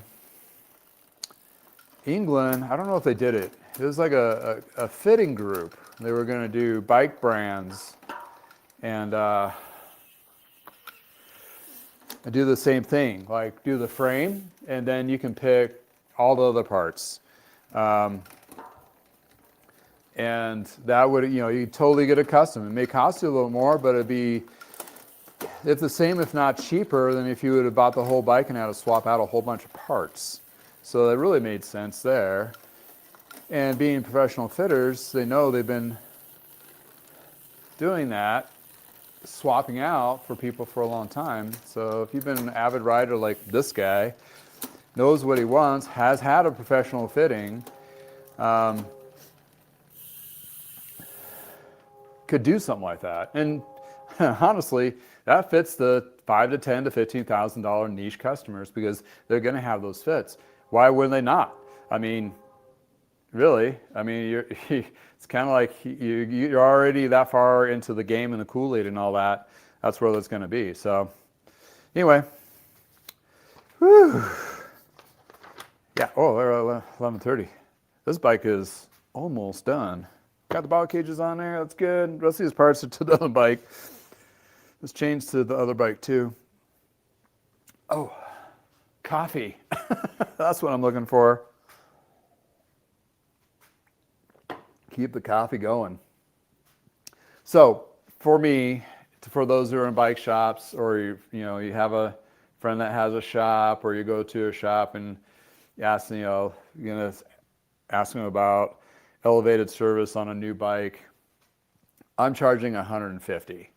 And I think that's pretty modest price. Get a chain waxing, ceramic coating on the frame, and cleaning the parts, and double checking all the bolts and torques and all that. It's like your basic tune-up, which is your $50 or $100 tune-up on a lot of bikes, that like your brush over tune-up. Kind of thing. Not that I don't even do those. It's a little more on top of that. I don't even have that category. But in any case, but you're really double checking everything. And this also gives him the vote of confidence. Been inspected a couple times. Everything's been double checked. So nothing happened in shipping. Everything's dialed in. The wax is at high performance. The frame's been protected and so forth. And even if he didn't he's going to take it to his fitter to have it double checked, because he's already paid for the service. But if you needed me to do a static fit, I can do a little adjustment in the saddle and tilt and the bars and all that. So and a lot of people that may have just gotten themselves a Canyon or a Trek direct-to-consumer or a Specialized direct-to-consumer may have never had any of that done. I mean, how many people in a lot of the community have ever gotten a proper bike fit, even a static one? I'd say majority of them. I mean, as busy as those fitters are, I would say a good portion of the people buying bikes in general, well, you could say, even though Walmart and Target and sporting goods stores do about 70 to 80% of the bike market, well, that's 70, 80% of the people that never gotten a fit. And then the other 30%, is to be modest, of those buying from bike shops or used, I would say maybe just 2% of them have gotten a fit. So that's a pretty low number, a pretty big number to to tap into, to work towards. Because back in the day, in the 90s, to be relevant to the newest, the newest processes of selling bikes in the 90s, we provided a static fit with every bike for the most part. Put them on the training stand, taught them how to shift the gears. This is where a lot of people who were not familiar with the new STI shifting and all that, and everything was still new, suspension, all that. They gave you an opportunity to talk to the customer about their new bike and to get all adjusted for them. And it really gave them the best foot forward of enjoying that riding experience. Well, a lot of shops, specifically corporate shops, don't have any fit service, and if they do, they charge a huge amount or maybe a little discount for the ones that they do. But it's like they don't have that static fit. It's like $300 fit or nothing. Or nothing at all, and they tell you to go somewhere else. Really? Anyway, that's a whole different beef. But for small independent shops out there, you're providing this particular service, you provide a static fit. Majority of the bikes that I sold provided a static fit as well as service. I provide a static fit if need be, if they want that. That just helps them, especially if it's a new bike to them, like do little adjustments. Best scenario, there it's a win. The bike rides better for them. It's more comfortable and enjoy riding. Guess what? They need more service. That's great affinity loop. So anyway, that being said, all right, back to chat. Oh, they have IBIS too? Randy, thank you for chiming in. Yeah, IBIS, CB3, not familiar with them. As a last shop. Gotcha. Oh, CB, or 3C. Cool. Yeah, I mean, some of those shops, they do some nice niche lines, and they, some of them have like that market. It's great. It's awesome. It's awesome they have that. But, it comes in ebb and flow, and, I like new stuff. I mean, obviously I love new stuff, but, you can't usually, and this is coming forward, you're not going to be able to afford it as a bike shop to buy a lot of that new stuff and knowing it's going to sell. That's the thing. That's a big risk. Speaking of Intense, I have one of the early 2003 Intense BMX bikes. Oh, wow, nice. From Toby Henderson. Nice. That's cool. Heavy metal cycles. That's pretty cool. Thank you for chiming in, by the way. Oh, Susan, thank you for chiming in. I think that the wholesalers like QEP and HLC, which is Holly, etc., are getting more flexible because they have to, oh, it moved up. They have to, smaller wholesalers are putting the pressure on. Yeah, it's going to be interesting. I don't know if QBP is going to be at the show this CABDA in March in Las Vegas that I'll be at. I mean, even the reps, when I was talking to them, they're like, hey, we need to do something, but they didn't want to say anything. It's kind of like, what do you want? What you want to? You're saying no to money. You're saying no to opportunity. Put in a restriction. You got a computer algorithm. You can just restrict what I can buy. Like you only could buy chains and cables and housing and tubes and tires for a service thing. They already have that probably set up for mobile. Just do the same thing for honestly, I thought about the mobile thing. This is really, ask anyone, I know some of you are mobile in this chat or watching. Doing this inside of a vehicle is a cluster pain in the butt. And to add time to drive to people, which is a great service, by the way, I'm not knocking that at all, but that is an added cost to your, like I talked about before, there's not enough time in a day to do hardly a tenth of the percent of the stuff that you need to get done. So you add that layer of insanity to it. I mean, I'm surprised you're not charging triple the cost for convenience fee to showing up to somebody's house to do a tune-up. And then, what if you need something that you don't, or need to order, or come across a broken something or other? I mean, we've all been there, and that's really hard to do in the field. So I did it a couple times. I'm like, I'm actually lucky. I had two super problematic repairs. I'm like, I can't do this. I just can't. it doesn't put me in a good position. It doesn't put the bike in the best performance, and it's a disconnect with the customer. I mean, for light and fluffy tune-ups and so forth like that, not to degrade it by any means, but maybe. But man, I mean, give me the bike, give me 3 or 4 days. If I come across the issue, I can order the parts. It'll be done in the same amount of time. You get a better quality of service. I get it done without less stress. It's a win-win-win. I mean, granted, those services are out there, and that's great. That's awesome. But for me, just thinking about it, it's making my blood pressure go up. Just check my watch. It's intense. It's intense. Oh, I do have an intense frame, by the way, that I have hanging up. It's like a early 2000s. I need to clean up and see if anybody want to buy it for $50. It's pretty beat. Somebody may want it for parts or something. But yeah, back in QBP and Holly. I mean, let's put it this way. I have a Silka account. I have not bought one thing yet. I will when I need it, but I don't feel comfortable enough to put a $4,000 order in and hope that inventory sells within the next 6 months going into our next market. I'd love to if I had the lucrative, but I'm not that liquid. And to be risking that much, if I'm spending $4,000, it's going to be on products that I know is going to move within the next 30 to 60 to 90 days, period.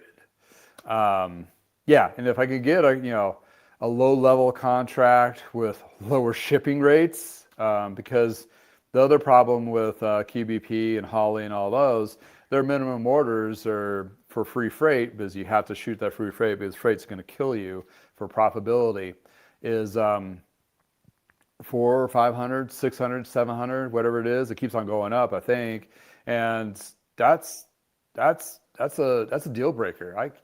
I don't. If I just need a couple tubes and a bar tape and a couple other things, that maybe $150 in a week for a couple repairs I'm working on.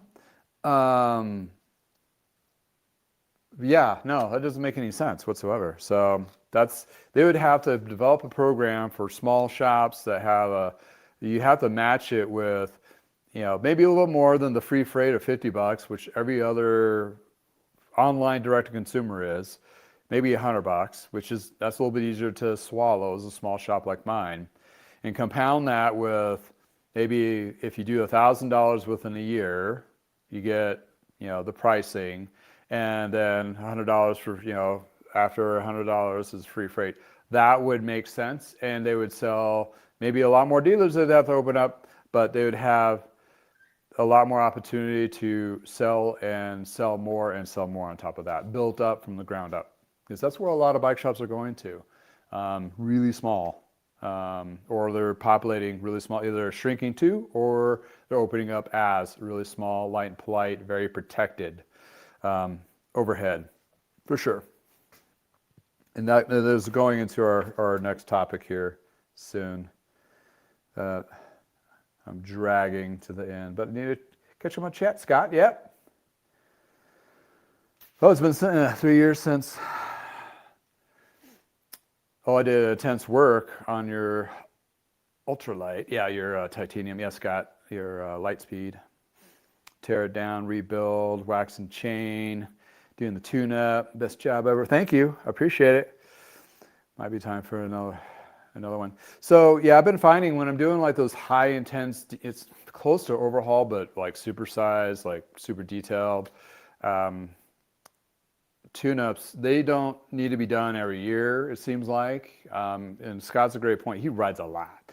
And if I can get a bike to just hold its tune-up more than a couple of years to 3 years, that saves the wear and tear on the bike, also saves the customer extra $300-400 tune-ups every year, and then you get a better reputation for that. So there's a lot of benefits to that. It's it's kind of counterintuitive to service departments to be proactive maintenance.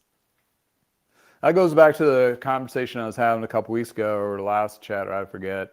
It's like you have it there's two mechanic philosophies, and it's not the mechanics, it's shop philosophies, is good enough for that tune-up package, or the overachievers, that preventative mechanic. Good enough, preventative mechanic. What shop is yours? If you're a preventative mechanic, you're going to get that bike to last a lot longer. And the customer has a better experience for a better tune-up. There's exceptions to rules, and there's chance and all that. But for the good portion of it is a positive. Positive outcome is what you're looking for. But thanks, Scott, for chiming in and telling everybody all the not so scary work that I do. Heavy metal cycles. Oh yeah, Bike Farmer used to do mobile. Yeah, I caught that some of those videos. The pain in the butt factor would be why he doesn't do it any longer. Yeah, it's tough, and it's very seasonal too. You can't be doing bike repairs outside of your van in the winter. It's just not and sometimes it's really tight quarters if you're doing it inside the van itself, where you have to have a van that's conducive for height and all that. I'd have to have a super tall one. Plus you got cost of the van and insurance and all that stuff. It's just so much more expensive, absurdly expensive for what you get out of it. I don't know how any of them make enough money, honestly, to do it. I mean, without not having a life whatsoever. You have GPS. That's a good one. You do a house call 1 day per week. It's kind of like your doctor visit. He'd be like, I'll show up. Yep, it's messed up. I'm taking it with me. It's just going to be a delivery service at that point for me.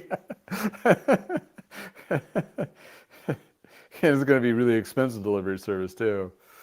Got trip charges to that. Willing to pay. Yeah, well, some people are willing to pay it. That's I mean, somebody could reach out. Hey, next time you're down, you want to come pick it up? I'll pay an extra $50. And I'll just drive up and do the fit. Then you have the fitting thing. It's kind of like that needs to be done kind of like in-house too. So it's those things. You get better. I don't know. It's just a little bit more of everything. Plus, I like to do a lot of videos and stuff I'm working on too. And that's kind of hard to do when you're doing mobile service as well. That's my business. So that's how it works. Oh yeah. Oh, Randy, you're surprised that QBP, BTI, etc. haven't developed a new program? They may have. I have not found out yet. They may have, but when I talked to them last March, both of them, I mean, BTI and QBP were a flat no. Well, BTI I did apply for, and I went to them like, hey, I submitted a apply, and I never heard anything. They didn't say nay or nay, or yay or nay. They didn't say anything. It was just never got anything back. I'm like, oh, we'll check into that. Yeah, they didn't hear anything. Same thing with JBI, J&B importers. They want the bigger dollars, of course. They're in it for business. They don't want to have to rely on a lot of little me's to help. I mean, it'd take, 10 of me's to equate to one bike shop, possibly. That's a lot extra lift on them. But if they made it easy, like you prove that you have insurance and a business license, and maybe some historical fact, like you've been working on bikes for more than a year. I don't know. There's no certifications or classifications or anything in the cycling industry. So someone with no knowledge on working on bikes can open a bike shop out of the garage right across the street from me. There's nothing that's going to stop them from doing that. So, I mean, there has to be, it's like, if they have applications like, I worked at like these many shops, I've been working in the industry for this long, or I've had my own business for this much, they can look up my Google reviews and go, oh, okay, he feels like a good representation of QBP. By the way, they do ship direct to consumer through bike shops. So they're no different than Amazon or anybody else. So why are they in stick and mud about this? I have no idea. They just haven't figured out a win-win scenario for them. If this keeps up, they're gonna need something. They're gonna hope they'd take 1,000 of us, me's. And it's smarter. But just think about it. I mean, how much money I've saved not having a van and insurance and the maintenance and all that and the time out of my business model, and had to buy my parts at a discount, on sale, or waive that. I could almost guarantee you I'm still making more money and then in a day paying more prices on that than I would if I had a van and I'm driving around all those places. The dollars and the cents don't add up. I mean, even in my head, a fuzzy math doesn't add up. I don't think. I mean, that could just be me though. But yeah, you're right. I'm surprised they weren't. Maybe they're gonna be coming up with something here soon. Maybe one of their teammates or one of those, listen to this guy on this crazy Tuesday podcast, and like, he has a point. We may want to think about something here, because right now they're having board meetings going, anybody have a good idea? Raise their hand. Even a bad idea. Anybody that's left that's still working for them, they haven't laid off. Anybody left that has a good idea, say something. Like that movie, Say Anything. Get a boom box. I needed trouble with a boom box at the bike show up my head. I'm like, come on, say something. I joke. Oh, I joke. Oh yeah, Susan, that's a good one. We do pick up and drop off service in winter for our loyal customers, just in the local area of our winter shop. Yeah, in the summertime, it's almost. I mean, if you have the volume, sure. If you can pay the salary for somebody to run around, but here's a note to think about: if you're doing used. If you have somebody in trust, or if it's yourself or whatever, and if you're doing the pick up and drop off things, and of course those are going to all be appointment based, right? How about, I'm going to be bold here. Like, I'm going to go drive down to South Denver. It's an hour drive in Denver Tech Center, Cherry Creek area, where they have the money. And I'm doing a pickup, and then somebody's paying me to go pick up the bike and do the service and come back and drop it off, or whatever the agreement is. And 2 days before that appointment, I start looking for used bikes to buy in that area. And I come across one or two bikes that would be a good fit, that's super cheap. I contact them, either have them hold it for Venmo, or I'll be down there at a certain time. So what you're doing is you're driving down, take another extra 10, 15 minutes to go pick up another bike, maybe an hour even long, it doesn't matter. Picking up another bike or two while you're doing a pickup and delivery service in that particular area. Therefore, you're doubling up the actual call, bringing those bikes and having your whole, revamp, sell, or whatever, because your margin on that bike, I can almost guarantee you that if you do it right, is going to be over 50 points to 60 points. And then you have more inventory. So you just compounded the profit off that one delivery and pickup service. If you can trust that person that's doing it, or you pay it for Venmo and all they do is the kid shows up, or I'd say kid, I mean, your professional delivery mechanic goes and picks up that. If it's one of your higher level techs that are going out there to do the drive service, they're going to be the good one to be able to vet those pickup bikes for sale, for resale. Therefore, you're doubling up. I've done that in reverse. I was like, oh, I'm going to be down in Denver Tech Center. I have your bike here. I'll just drop it off, or I'll meet you somewhere real quick and I'll just drop it off. I'll go have lunch with a buddy down in DTC and dropped off his bike for a tune-up. He paid me Venmo. It's all good. And then I picked up two more bikes while down there. And guess what?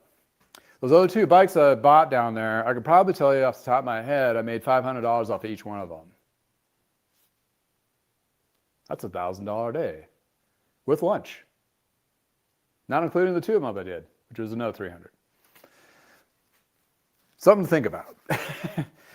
That's being creative. The more creative you can, providing more service to your community, how big your community, my community is freaking huge.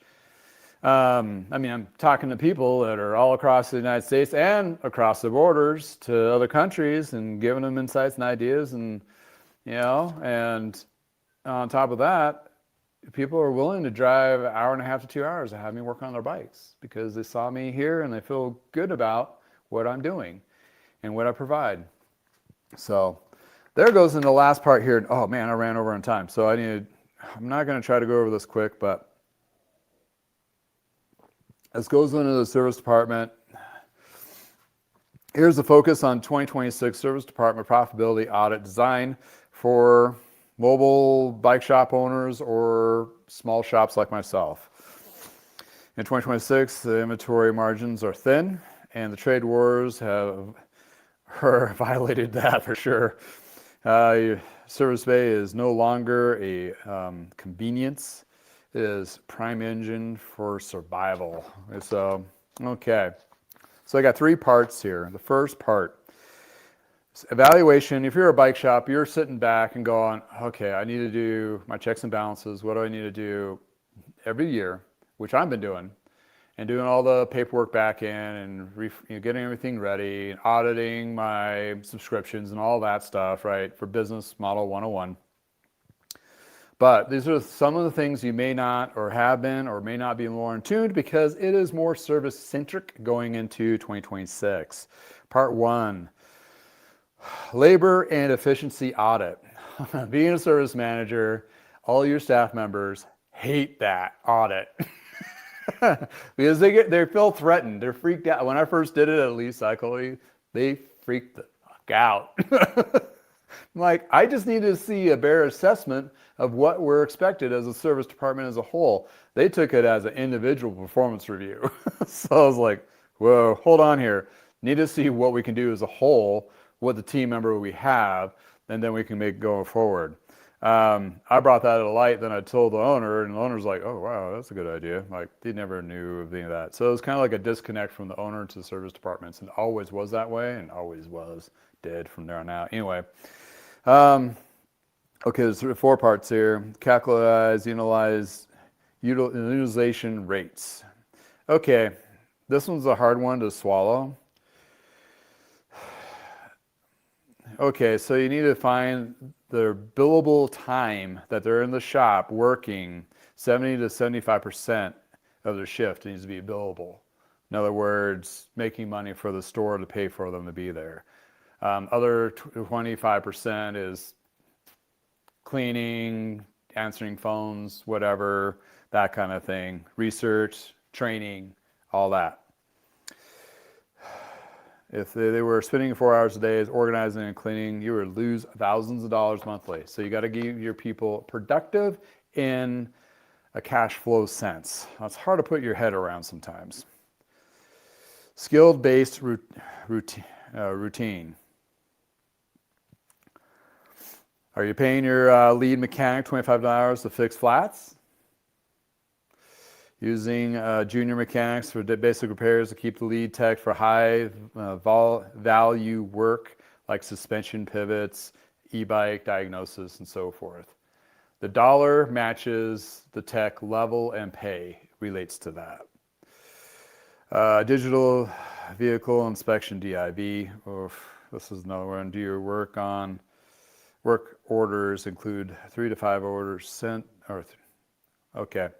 Basically, using proof of worn drivetrain cracked. Okay. So digital vehicle inspection. So kind of sounds like a car thing. It is being used in the car thing. You want to make sure you have a good camera, make sure it's available to take pictures of serial numbers of the bikes, take pictures of the bikes when they're completed, even before and afters if possible. Those kinds of things will save you. Also, it help communicate and keep the customer informed, as well as management too, or ownership. So that's a huge thing. Promise time accuracy. We've always had problems with this because things always throws a wrench in it. But you got to always set yourself up for success. Under promise, over deliver is the best way to put it. But you need to track how often bikes are ready when promised. Delays in 2026 often stem from part shipment lulls. Audit your staging. Areas to ensure parts are in hand before bikes hit the stand. So basically SWOT, sell what's available today. That's with a shop that has inventory and so forth, or has available inventory. And keep in mind how long it takes to get in your shop. I mean, if you're looking at 3 or 4 delay anyway to get to that bike, you want to make sure all those parts are available. But here's the kicker. You want to be very careful on that. Your assessment of the bike repair or like the check-in on it needs to be so spot on that on day 4, when the bike gets worked on and those parts are in to put on it, nothing else comes up. You put another 3 or 4 day delay on the bike because, oh, we didn't come across of a bearing that needed to be replaced or whatever, and we need to order that from Timbuktu. The customer is going to hate that. It's not good. So if you need to buff out, here's a thought. Oh, we're not 3 days out. Well, we're 3 days to get to your bike. Well, we're 6 days out or 8 days out. Okay, it sounds like it just, but we're like, hey, we're making sure that the bikes are done right. You got a high quality service. That's our worker demand. They don't need to know the difference on that. You give them a couple extra days for your staff to come up with a positive outcome. If day 3, they get to it and it's all done and everything's perfect, that's a win. If something comes up, you're like, oh crap, I need to order a bearing. Hey, by the way, we came across something in double inspecting your bike and it needs a bearing. It's going to be here and you're still going to get it on time. Also appointment based a lot. That keeps all the bikes out of your crawl spaces of your shop, for sure. Okay, I think we beat number 1 to death. Here we go. Number 2. This is on the more of the bookkeeping side. And, a lot of people don't understand the management of dollars and cents in the service department. Sometimes they're not really good mathematicians and understand percentages. But looking at margins and pricing audit, that has to be done by management and worked with the owners or what have you. And if it's the same person as me, I got to make sure I sit down and look at it going, okay, is those chains costing me more now than it did before? Am I making 5-10% less on something I'm doing? Yeah, those things have to be audited. So we have a 10% inflation adjustment. That's just on inflation itself. That doesn't include anything else going on. That's in our shops. That's being affected in our shops. Like I mentioned before in other videos, when the prices get increased on anything, they usually never go down, especially in the, what our realm is. I mean, yeah, eggs and milk might go down and gas, but everything else doesn't. So what it's going to cost the bike shops doesn't change. What's happening is the wholesalers or the manufacturers are taking a little bit of loss now, but when it goes back up, like the costs for them go down, they're going to take the profit from it. The bike shops don't, unfortunately. So the 10% increase adjustment for 2026 is the time to raise your labor rates. If the standard tune-up is 80, move it to 90 to 100 bucks. The inventory benchmark to cover the rise of shipping and shop insurance is utility costs. Your insurance may go up because you're switching over to e-bike services. Your e-bike insurance is going to go up as well. So you need to double check all of that. And on the labor rates going up. Okay, a lot of bike shops in my neck of the woods are dropping the prices for tune-ups, like 50, to get people in the door. They really just need to get people in the door and do service and so forth.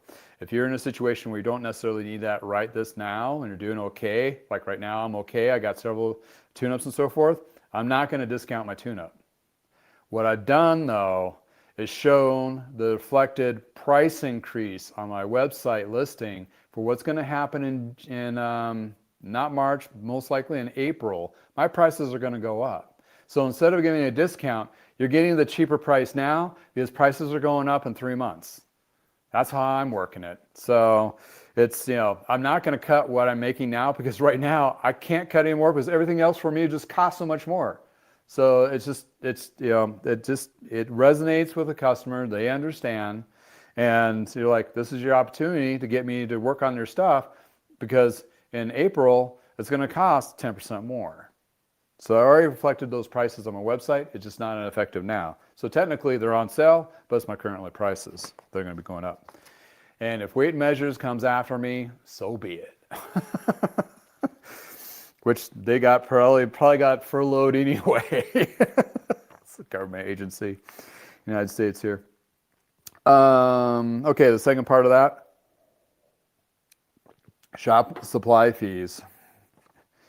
You are eating the cost of grease, cable ends, and cleaners.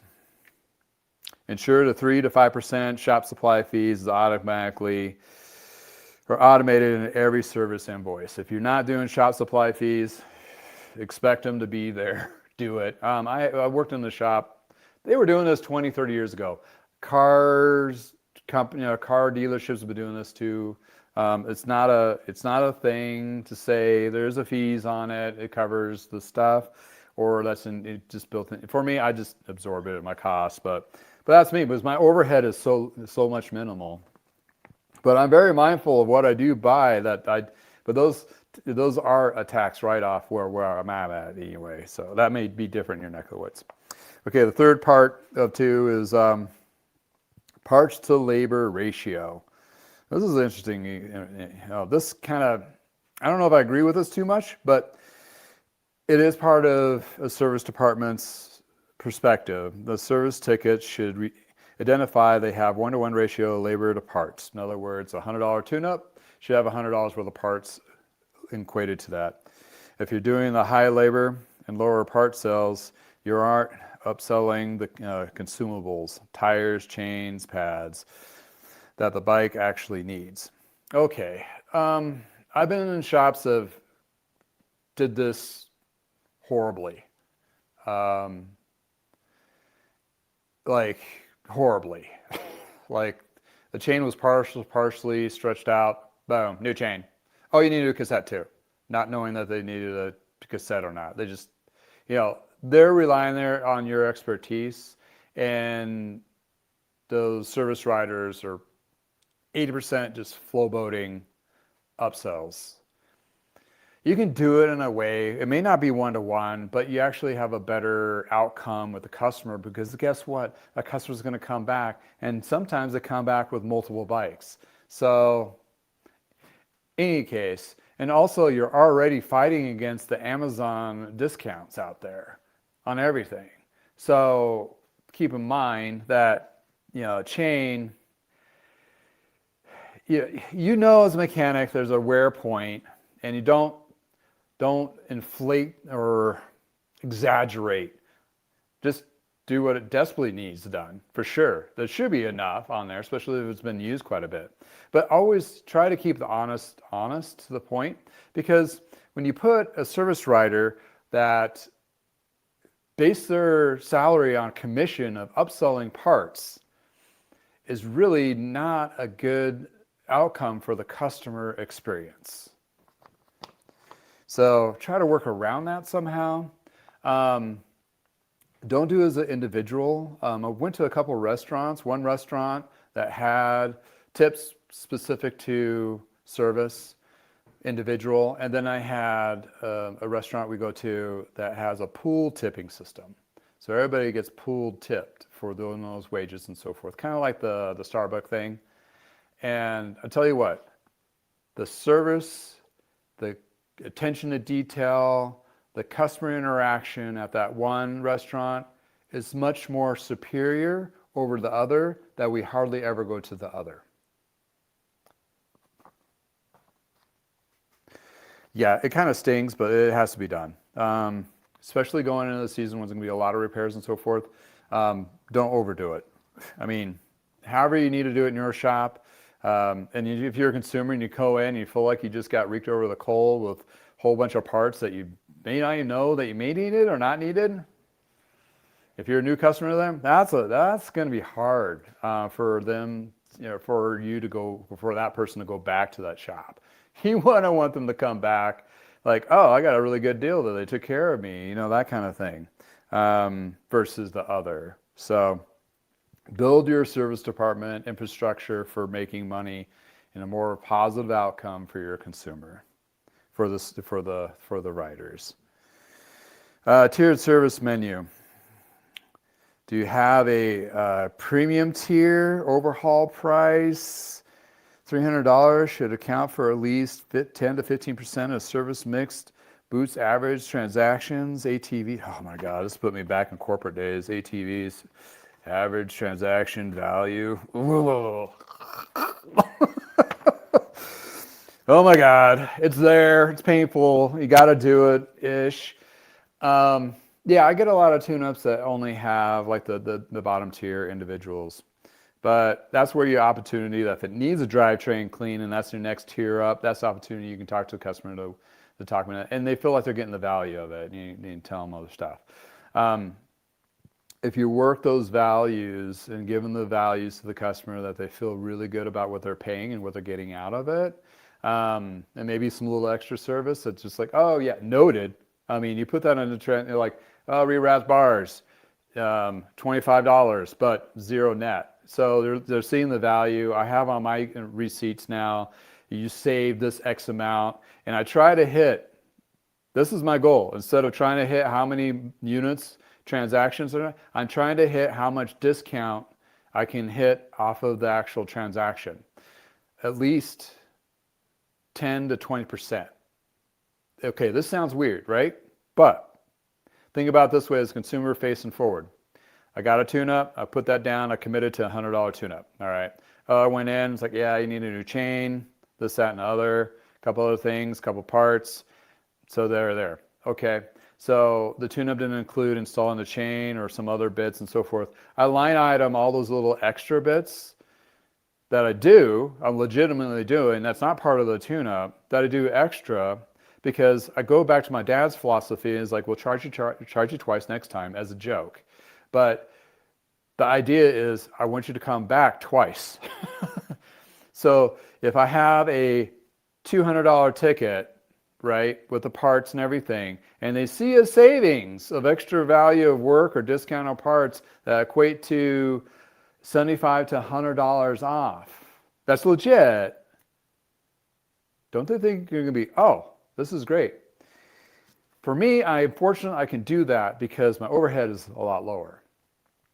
When they take the same bike to the corporate store, that $300 charge is now $700 to $800. And guess what? They're most likely never going to go back to that shop, only for warranty work. So keep that in mind. So you can build up your service department to be very profitable, but legitimately profitable, and you're building your community, which you would get more service out of it at the end of the day. Think about every customer, every bike you're working on as an opportunity of bringing in 2+ of either the same person or you like did great work and like word of mouth, free advertisement. Oh yeah, you need to talk to somebody. Talking about that, Scott in the chat right there is probably brought in, I don't know, 15 more customers that have repeated too on top of that. In the last 3 to 5 years, I've known Scott, 3 years since I worked on his bike first time. I mean, you can do it right and still not do it that way. Like the paperwork from Business 101 class, because Business 101 sometimes, maybe a lot of times, does not translate to the bike industry retail. That's a whole different beast, whole different perspective, whole bunch of expectations. And you always want to put yourself and your shop as a win-win every single time. Not backtracking like, oh, I'm sorry, you felt like you got gouged, let me give you a discount. You know, that's like going in, it's like, okay, sorry, we screwed up your burger, here's some fries. Like they're still going to think you're going to constantly screw up their burger from here on out. You're thinking the same thing about their bike? Absolutely. Ooh, I'm getting heated on this, I'm sorry. I just remember working at one shop and it just really totally ticked me off. And it put me in a scenario where I felt dirty. Like at the end of the shift, I'm like, I feel like I'm just taking advantage of people. Like, oh, I don't know. I don't like that. It's horrible. Okay, part 3. I know this is taking a long time to get to, and I know this extended over, but I think this is very important for a lot of us, and even myself, to rethink these things and going forward, because right now is the only time we're going to have a hot minute. Well, maybe.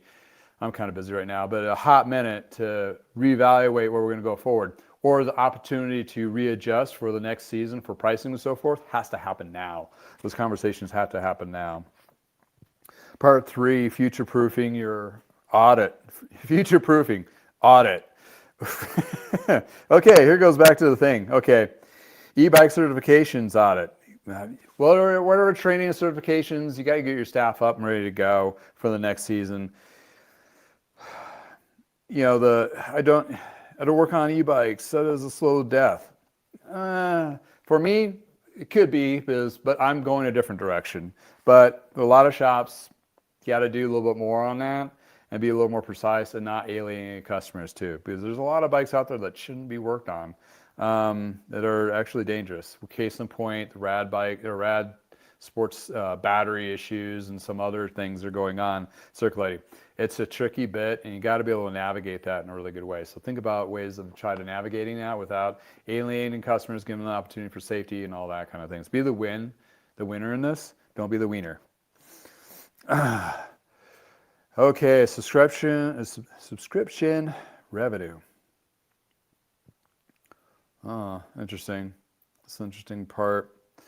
That's if you're a subscription type based bike shop. I've only known a couple that are like club members. You get a better rate and all that kind of thing. I'm going to translate that to team discounts. I went in one shop, started working for them. They were so aggressively trying to take out another shop that they acquired every freaking team and gave every freaking team a discount. Majority of the customers that are coming in were getting a discount. That's taking your margins and cutting it by 10 to 20% off of every transaction, including labor, and also fast tracking their labor parts, whatever commit. It was like so dumb, compounded on top of dumb. The staff was just like, this is ridiculous. I had a hard conversation with them, like a hard, cold conversation. It was like, at the end of the season, I'm like, okay, they get a little like 5%, 3% discount on accessories. Nothing off of labor, no front line thing. Only people that get discounts is the 2 team leaders from each one of those organizations. That's it. And they had a much more profitable year after that. Because people just would join a team just to get the discount. And they would say they do a race or whatever, and maybe they just go for a bike ride or 2 club rides, and you know, it was so flooded. It was the marketing that did not do anything, and especially since the other shop went out of business. So it's like they were just eating themselves, like the snake thing. This is nuts. And okay, the last bit of part 3 is inventory. Oh, we're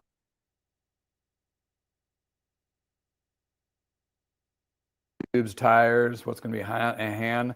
You got to really look at what last year is, not the year before that, because you're going to have more of a spike of chains and tires and tubes and all those consumables in the last year because you've had a lot more service. That's if you had a shop that way.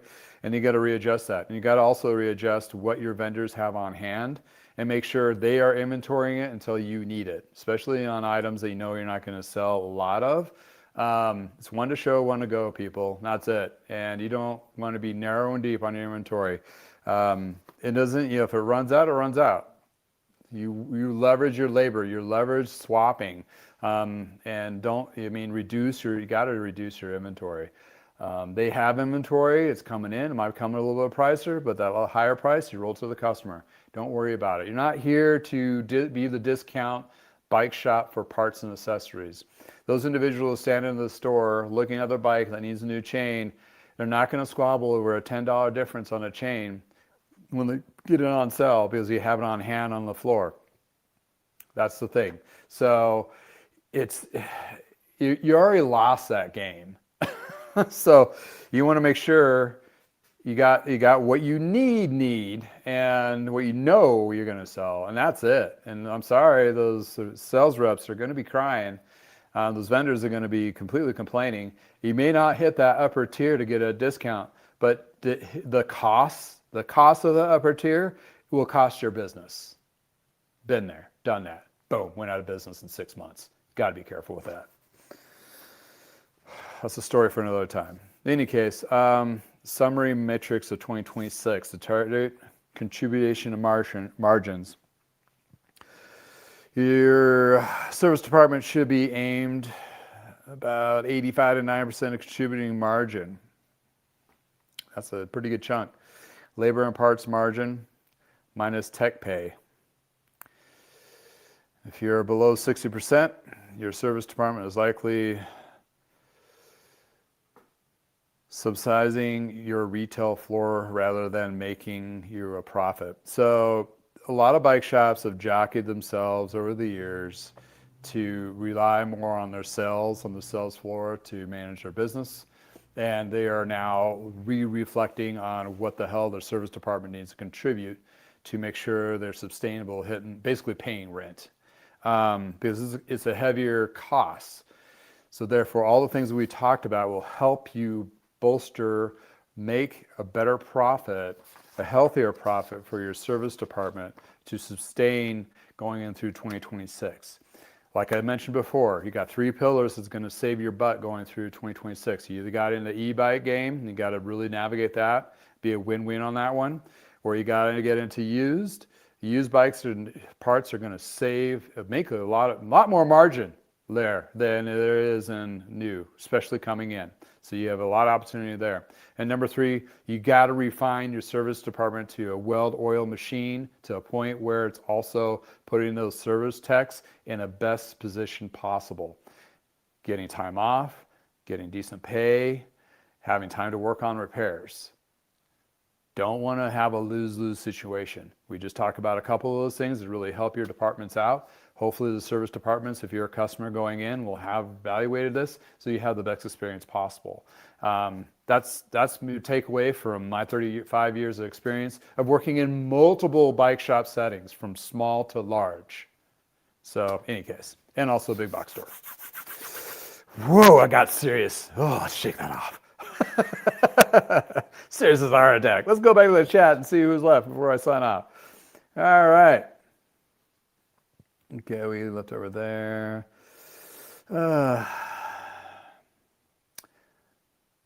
Okay, heavy metal cycles. They do pickup drop-offs. Actually, a great idea. Like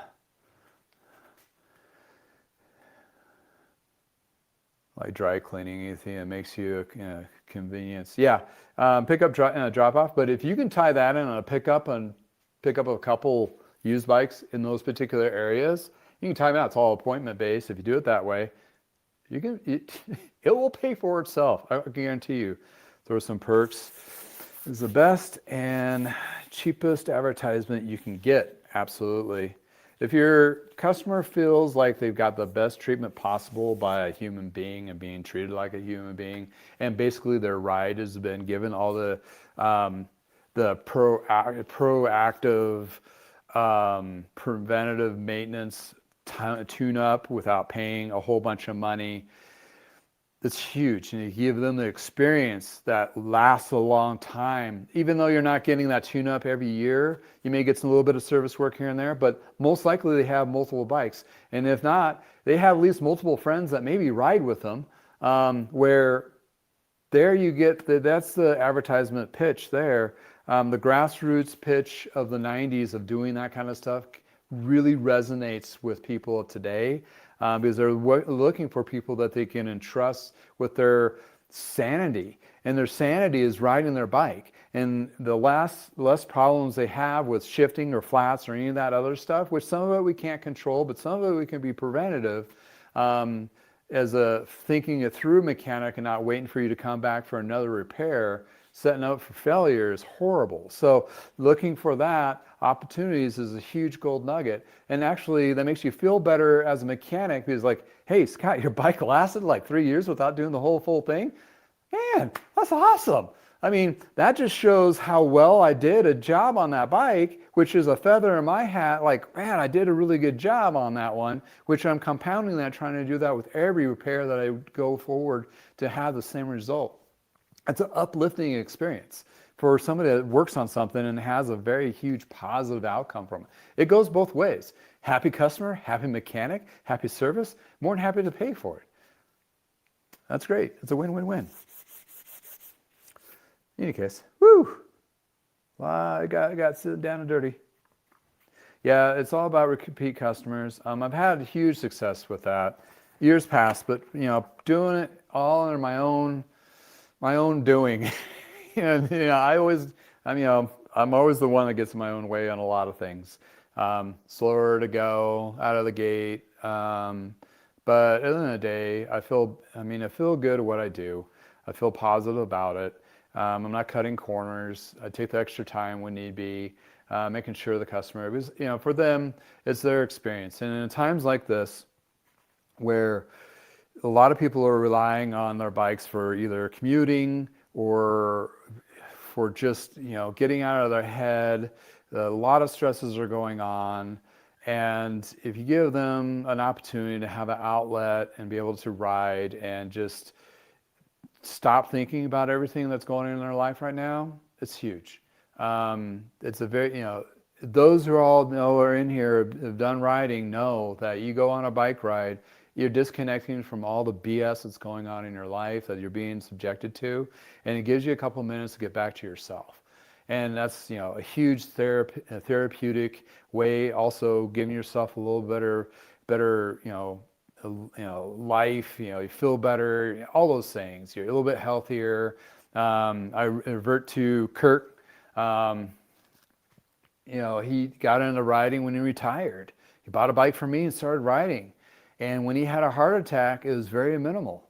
He didn't die from it like my dad did. So it's huge. If my dad did a little more riding, had a little less stress, maybe he'd still be with us today. You can't live on what ifs or has-beens or all those things, but just imagine if you did a tune-up and they got into riding, they really enjoyed riding, and they didn't die from something of that element. And it's huge. Not that I'm saying that I saved Kurt's life, but he's the one that did it. He did the work, of course. But I gave him the opportunity and the tools to do so. Not to say that was maybe it was genetics or whatever, but it didn't hurt. So in any case, one of those things. Think about it. You're part of the cog of everything, and either you're going to be, are you part of the solution or are you part of the problem? And cycling industry is in a weird place. Bike shops are doing everything they can. It's something that we love to do. That's why we're here. We know we're not going to make a lot of money, but we're here for a purpose. We enjoy doing it. This is our thing. And for all those who are out there doing it and doing it right, thumbs up to you. In any case. Let's see here. Throwing some perks. Susan was definitely talking about the service part of that. Yeah, throwing some perks. That's the cheapest advertisement for sure.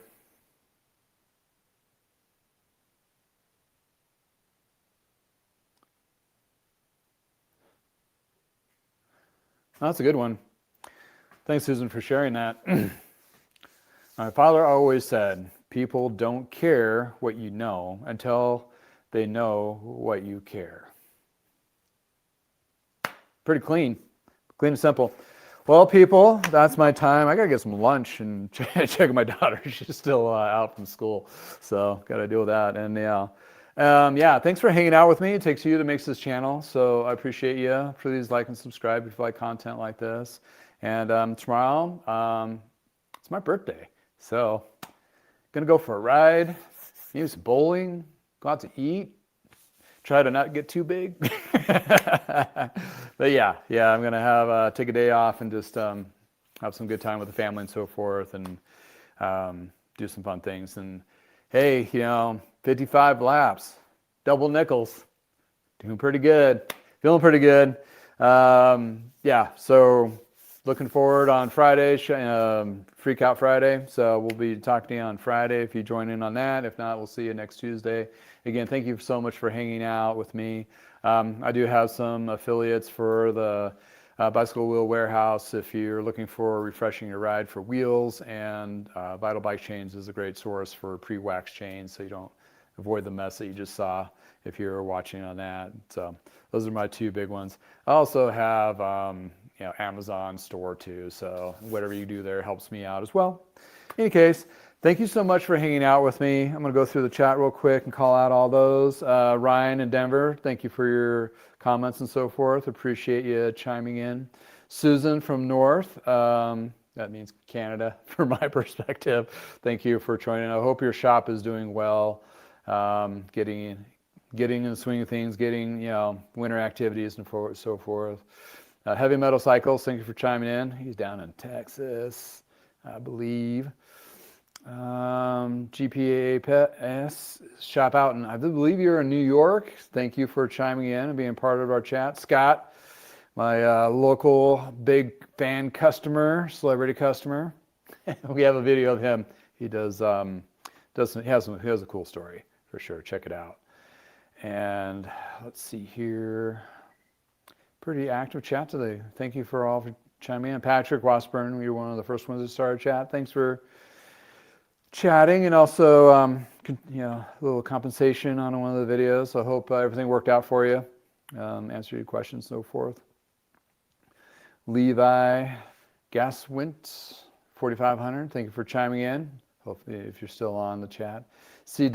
Witt, 483. Thank you for your comments as well. From Minnesota, of all places. Hopefully, you're staying warm. And it reminds me, Minnesota is where Park Tool, that's where Calvin would be living. Hopefully, he's retiring to somewhere warmer. Oh, Joe Channel. Thanks again. We're going to watch some interesting old coot doing his thing. Joe Channel. Not to say anything negative about that. Sorry. He builds paddles, but he's an avid cyclist, and his winter stories are just phenomenal. They're great. And he's also building a shop out of his basement. So watch his little journey. That's awesome. Well, thanks again for all of you for hanging out. I hope it's great in your neck of the woods. If it is, please go for a ride. And until next time, I will be another year older. And see you again. And please like and subscribe if you like stuff like this. And until next time, have a wonderful day.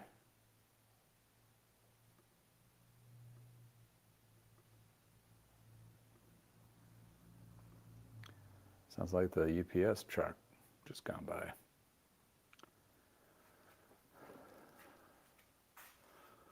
Whew.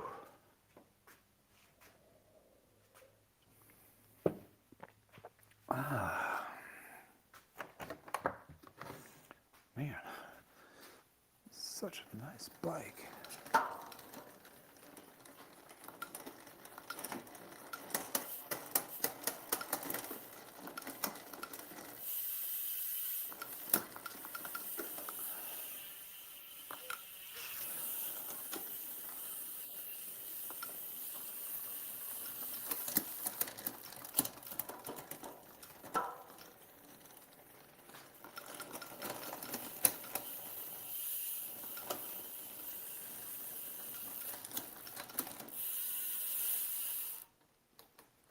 Sweet. All right, lunchtime.